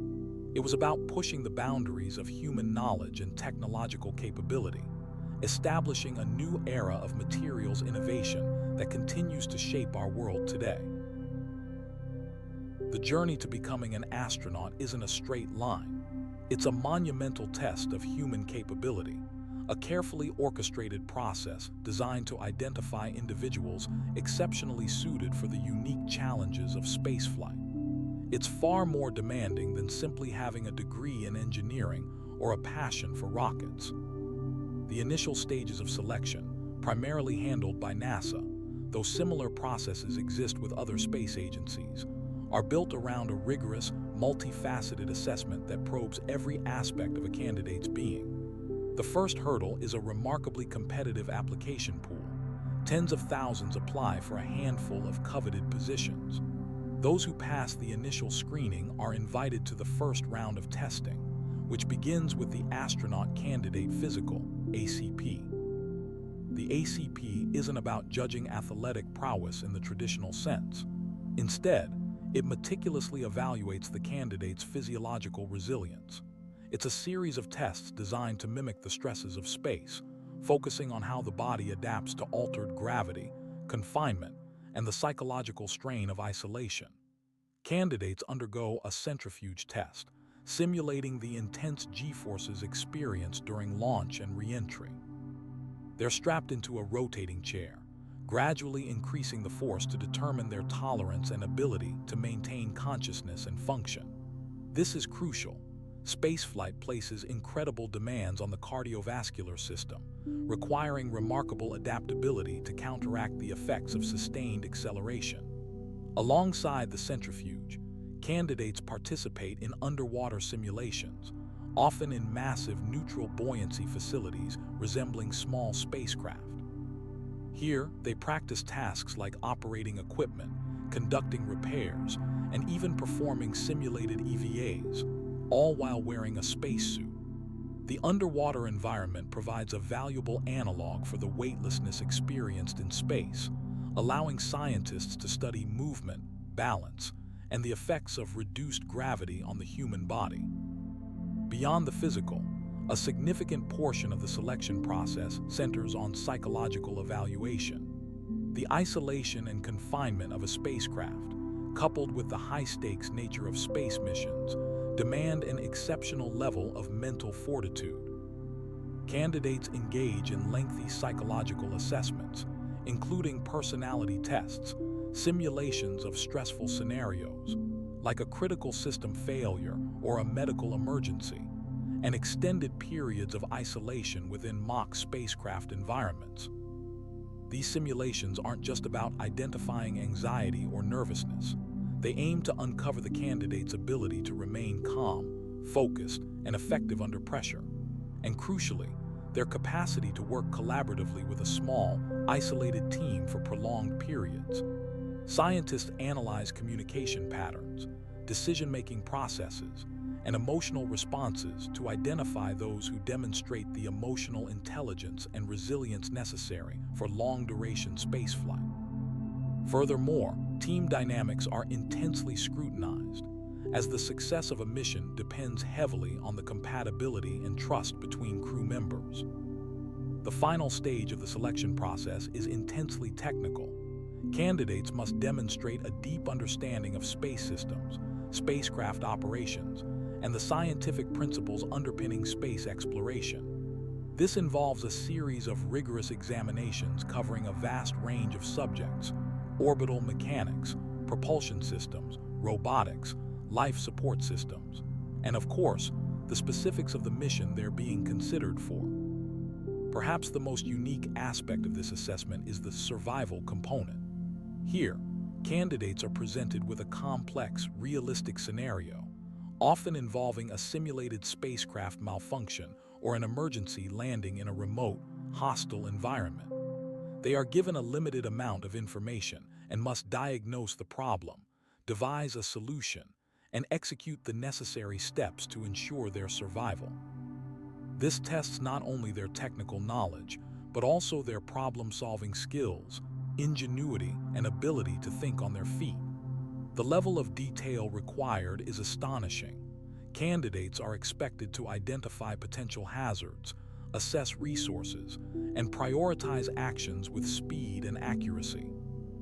Following successful completion of all three phases, physical, psychological, and technical, candidates enter a period of intensive training, which can last for several years. This training includes advanced survival skills, spacecraft systems training, robotics operation, and extensive EVA training using neutral buoyancy labs. They learn to repair complex systems, conduct scientific experiments, and operate robotic arms, skills that are absolutely essential for conducting research and maintaining the spacecraft's functionality. The training is constantly evolving, incorporating new technologies and adapting to the demands of future missions.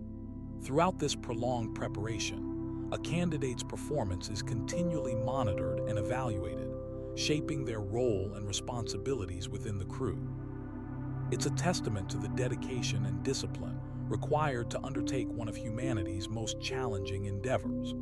The entire process is a carefully calibrated system, ensuring that only the most qualified and resilient individuals are entrusted with the responsibility of pushing the boundaries of human exploration in the vastness of space. The vastness of space isn't just beautiful with its swirling galaxies and distant stars. It's also a place of incredible and sometimes unpredictable energy. Our sun, that warm and familiar star, is actually a rather active powerhouse, constantly emitting a stream of particles and energy, a process we call the solar wind. This wind isn't just a gentle breeze.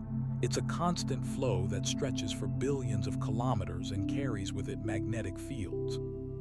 However, this seemingly constant flow can suddenly erupt into something much more dramatic: solar flares and geomagnetic storms. Understanding and predicting these events is absolutely crucial for the safety and success of space missions, and increasingly, for protecting our own technology back on Earth. The first step in this process is monitoring. We're not just looking up and hoping for the best. Instead, a network of sophisticated observatories, both on Earth and in space, are dedicated to tracking the sun's activity. Ground-based observatories, like the Dunn Solar Telescope in New Mexico, use incredibly sensitive instruments to capture images of the sun's surface, analyzing the patterns of sunspots, areas of intense magnetic activity. Sunspots themselves aren't particularly bright, but they're telltale signs of where the most powerful magnetic fields are concentrated. These observations allow scientists to track the evolution of sunspots, pinpointing regions where solar flares are likely to originate. Beyond the ground, satellites like the Solar Dynamics Observatory, SDO, provide a continuous stream of high-resolution images of the sun. SDO's Atmospheric Imaging Assembly, AIA, observes the sun in multiple wavelengths of light, allowing scientists to see the temperature and density of the solar corona, the outermost layer of the sun's atmosphere. This is vitally important because the corona is where many solar flares are born.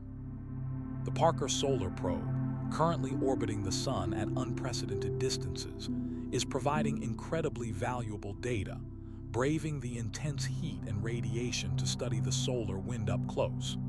It's equipped with instruments that measure the magnetic field, plasma density, and temperature of the solar wind, providing a three-dimensional picture of this dynamic environment. But simply observing the sun isn't enough.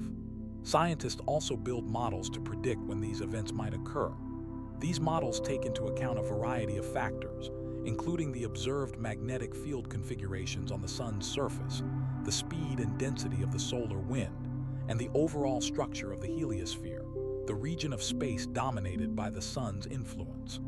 Solar flares are sudden releases of energy, often associated with these magnetic configurations.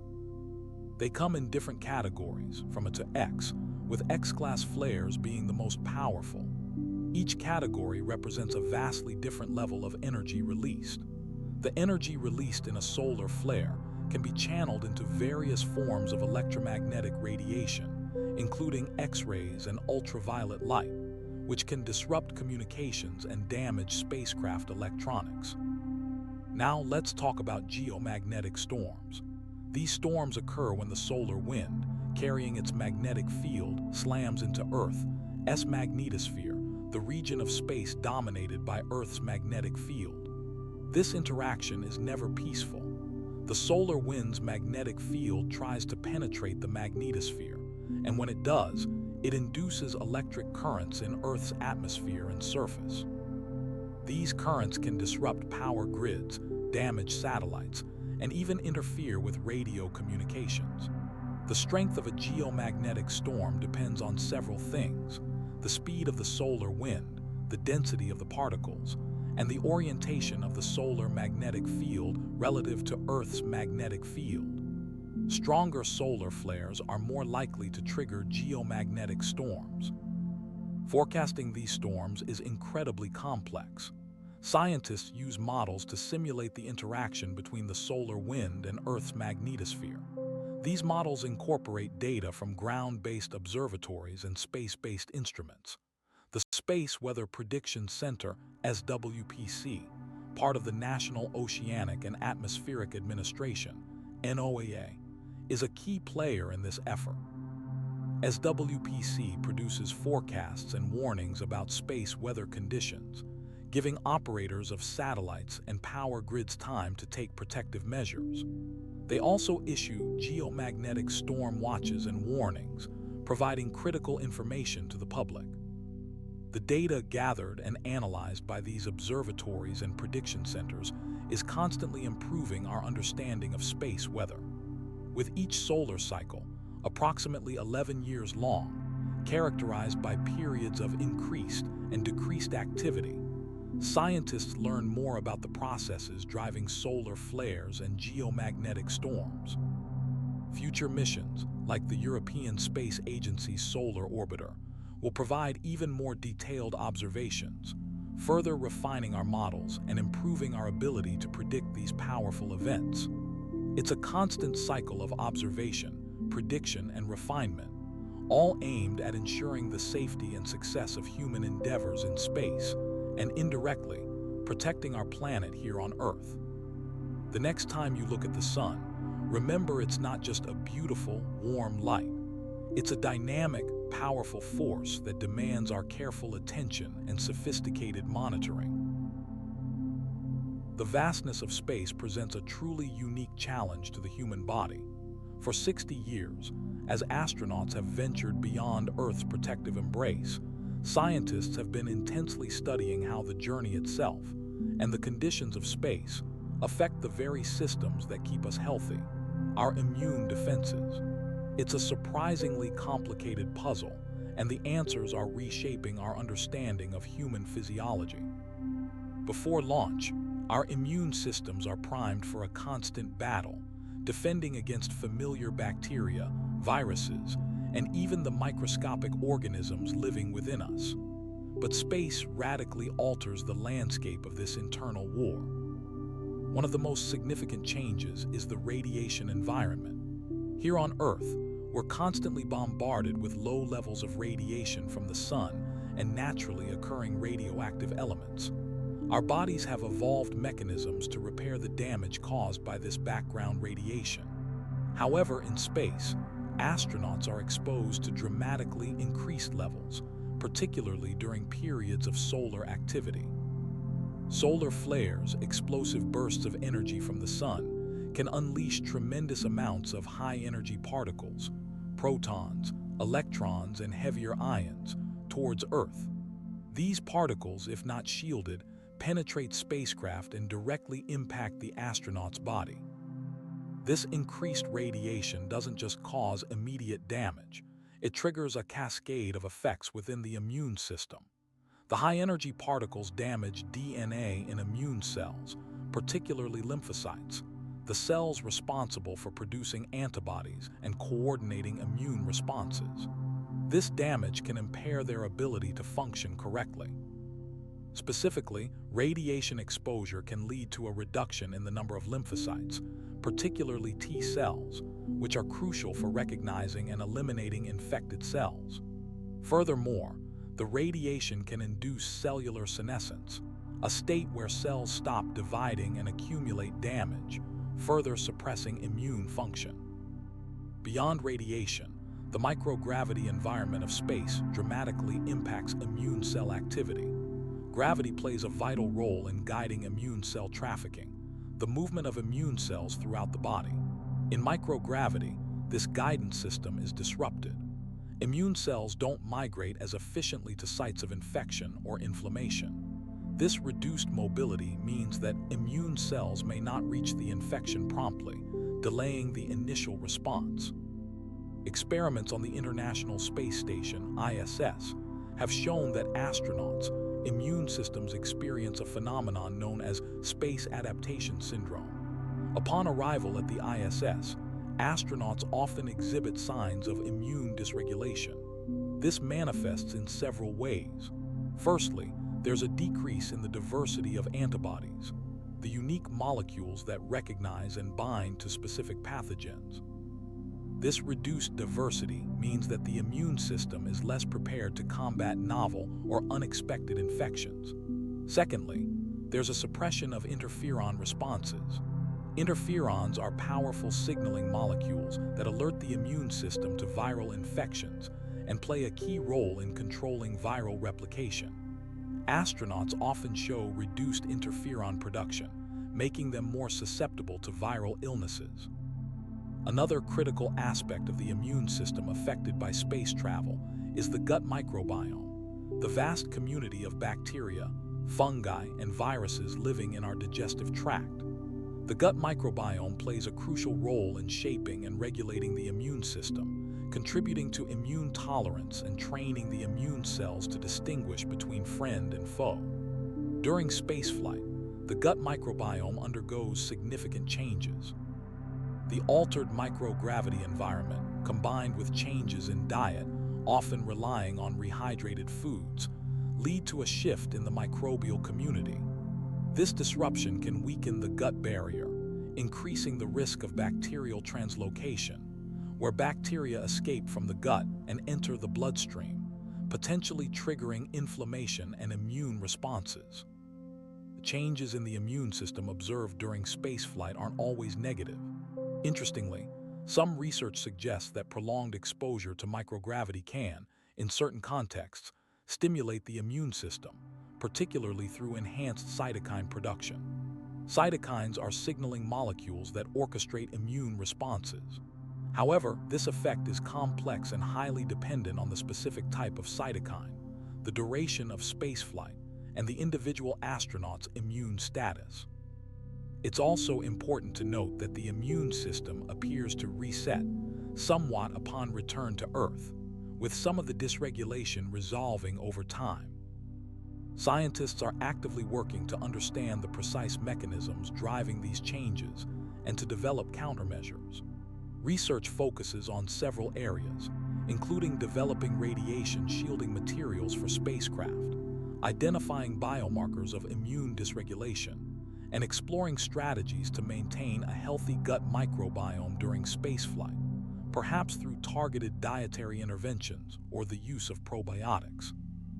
Understanding how the human immune system adapts or fails to adapt to the stresses of space is not only crucial for protecting the health of astronauts, but also for informing our understanding of immune function in extreme environments here on Earth, offering potential insights into diseases like autoimmune disorders and cancer. The ongoing exploration of space, therefore, provides a unique laboratory for investigating the fundamental workings of the human body and its remarkable ability to endure and adapt. The challenge of sending humans beyond Earth's atmosphere isn't just about building rockets or navigating vast distances. It's fundamentally about creating a tiny, self-contained world capable of sustaining life. The first astronauts, brave pioneers like Yuri Gagarin and Alan Shepard, relied on enormous quantities of supplies brought from Earth: food, water, oxygen, carried in their capsules. These were, understandably, limited, and the logistics of resupply missions from Earth created significant constraints.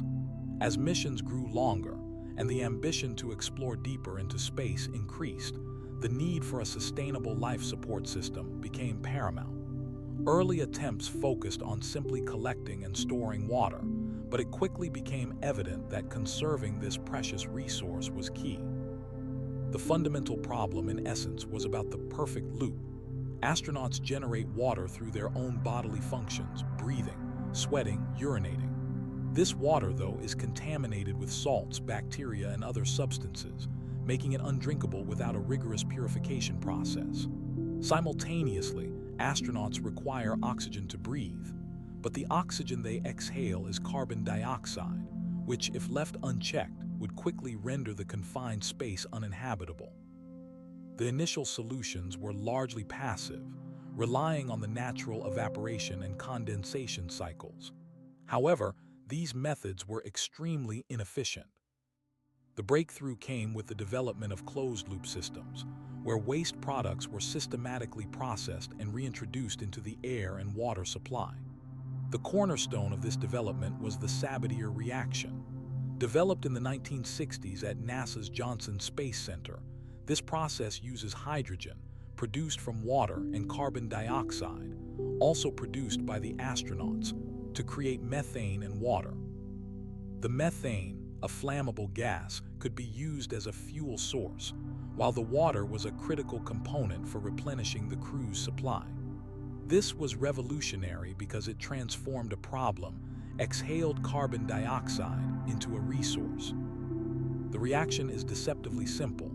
2CO2 plus 4H2 right arrow CH4 plus 2H2O. However, scaling up the Sabatier reactor for use in a spacecraft required meticulous engineering.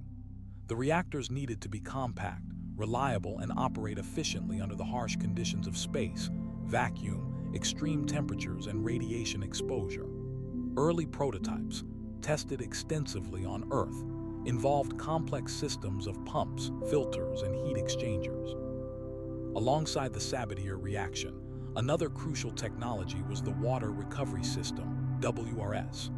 This system focused on collecting and purifying urine and condensate water vapor collected from the air. Urine, containing a significant amount of water, was initially treated through a multi-stage process. First, it was filtered to remove particulate matter. Then, it underwent distillation, heating the urine to evaporate the water, leaving behind the solid waste. The water was then further purified through reverse osmosis, a technique that uses pressure to force water through a semi-permeable membrane, leaving behind salts and other contaminants. The effectiveness of the WRS relied heavily on microbial control. Bacteria and other microorganisms would inevitably contaminate the water supply, so sophisticated sterilization techniques were employed. Ultraviolet, UV, radiation was used to kill these microbes, and the entire system was designed to minimize the growth conditions for bacteria. Regular monitoring and maintenance were essential to ensure the continued functionality of the system. A key advancement came with the development of more advanced membrane technologies. Newer membranes were designed to be more effective at removing a wider range of contaminants, including heavy metals and organic compounds. These improvements dramatically increased the amount of water that could be recovered from the astronauts' waste. Another important element was the incorporation of algae bioreactors. These small, enclosed systems contained algae, which, like plants, absorb carbon dioxide and release oxygen.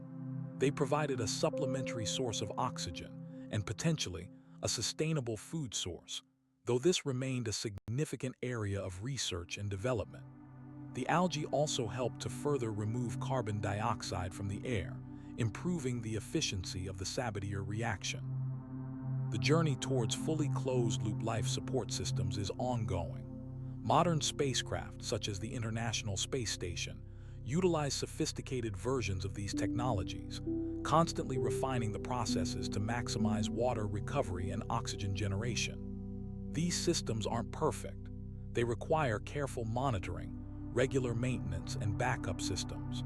However, they represent a monumental achievement in engineering and a testament to human ingenuity. Looking ahead, research is focused on developing even more compact and efficient systems, perhaps incorporating advanced materials and nanotechnology. The goal is to create life support systems that are nearly entirely self-sufficient, minimizing the reliance on resupply missions from Earth and paving the way for long-duration missions to Mars and beyond. The challenge remains to mimic the intricate balance of an ecosystem within a confined space, ensuring the survival and well-being of those venturing into the unknown reaches of our solar system. The water cycle, the oxygen exchange, these become the very foundations of a new kind of frontier. The International Space Station isn't just a metal box orbiting Earth. It's a marvel of engineering and a testament to global collaboration. Constructed piece by piece, starting in 1998, it represents the largest human-made structure in space and a truly unique laboratory where scientists and engineers from around the world conduct experiments and operate in an environment unlike anything experienced on our planet. The initial modules like Zarya and Zvezda were essentially the skeleton, providing the basic infrastructure, power, communications, and a habitable volume for the first crew. These modules were carefully designed to create a functional, albeit cramped, living and working space, recognizing that the station would grow over time. The architecture of the ISS is surprisingly complex, a modular system built from interconnected trusses, massive, rigid beams that span the length of the station. These trusses, primarily made of carbon fiber composites, provide the framework and support for the various modules, equipment, and experiments. Think of it like a giant, three-dimensional puzzle, with each piece, the modules, connected by handrails and walkways.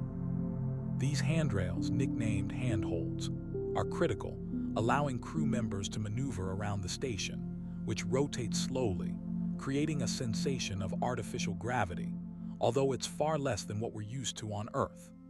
The station's shape isn't perfectly cylindrical. It's more of a modified D shape, designed to maximize the available surface area for solar panel deployment and to improve the distribution of sunlight across the station's operations. The D shape also provides some shielding from orbital debris.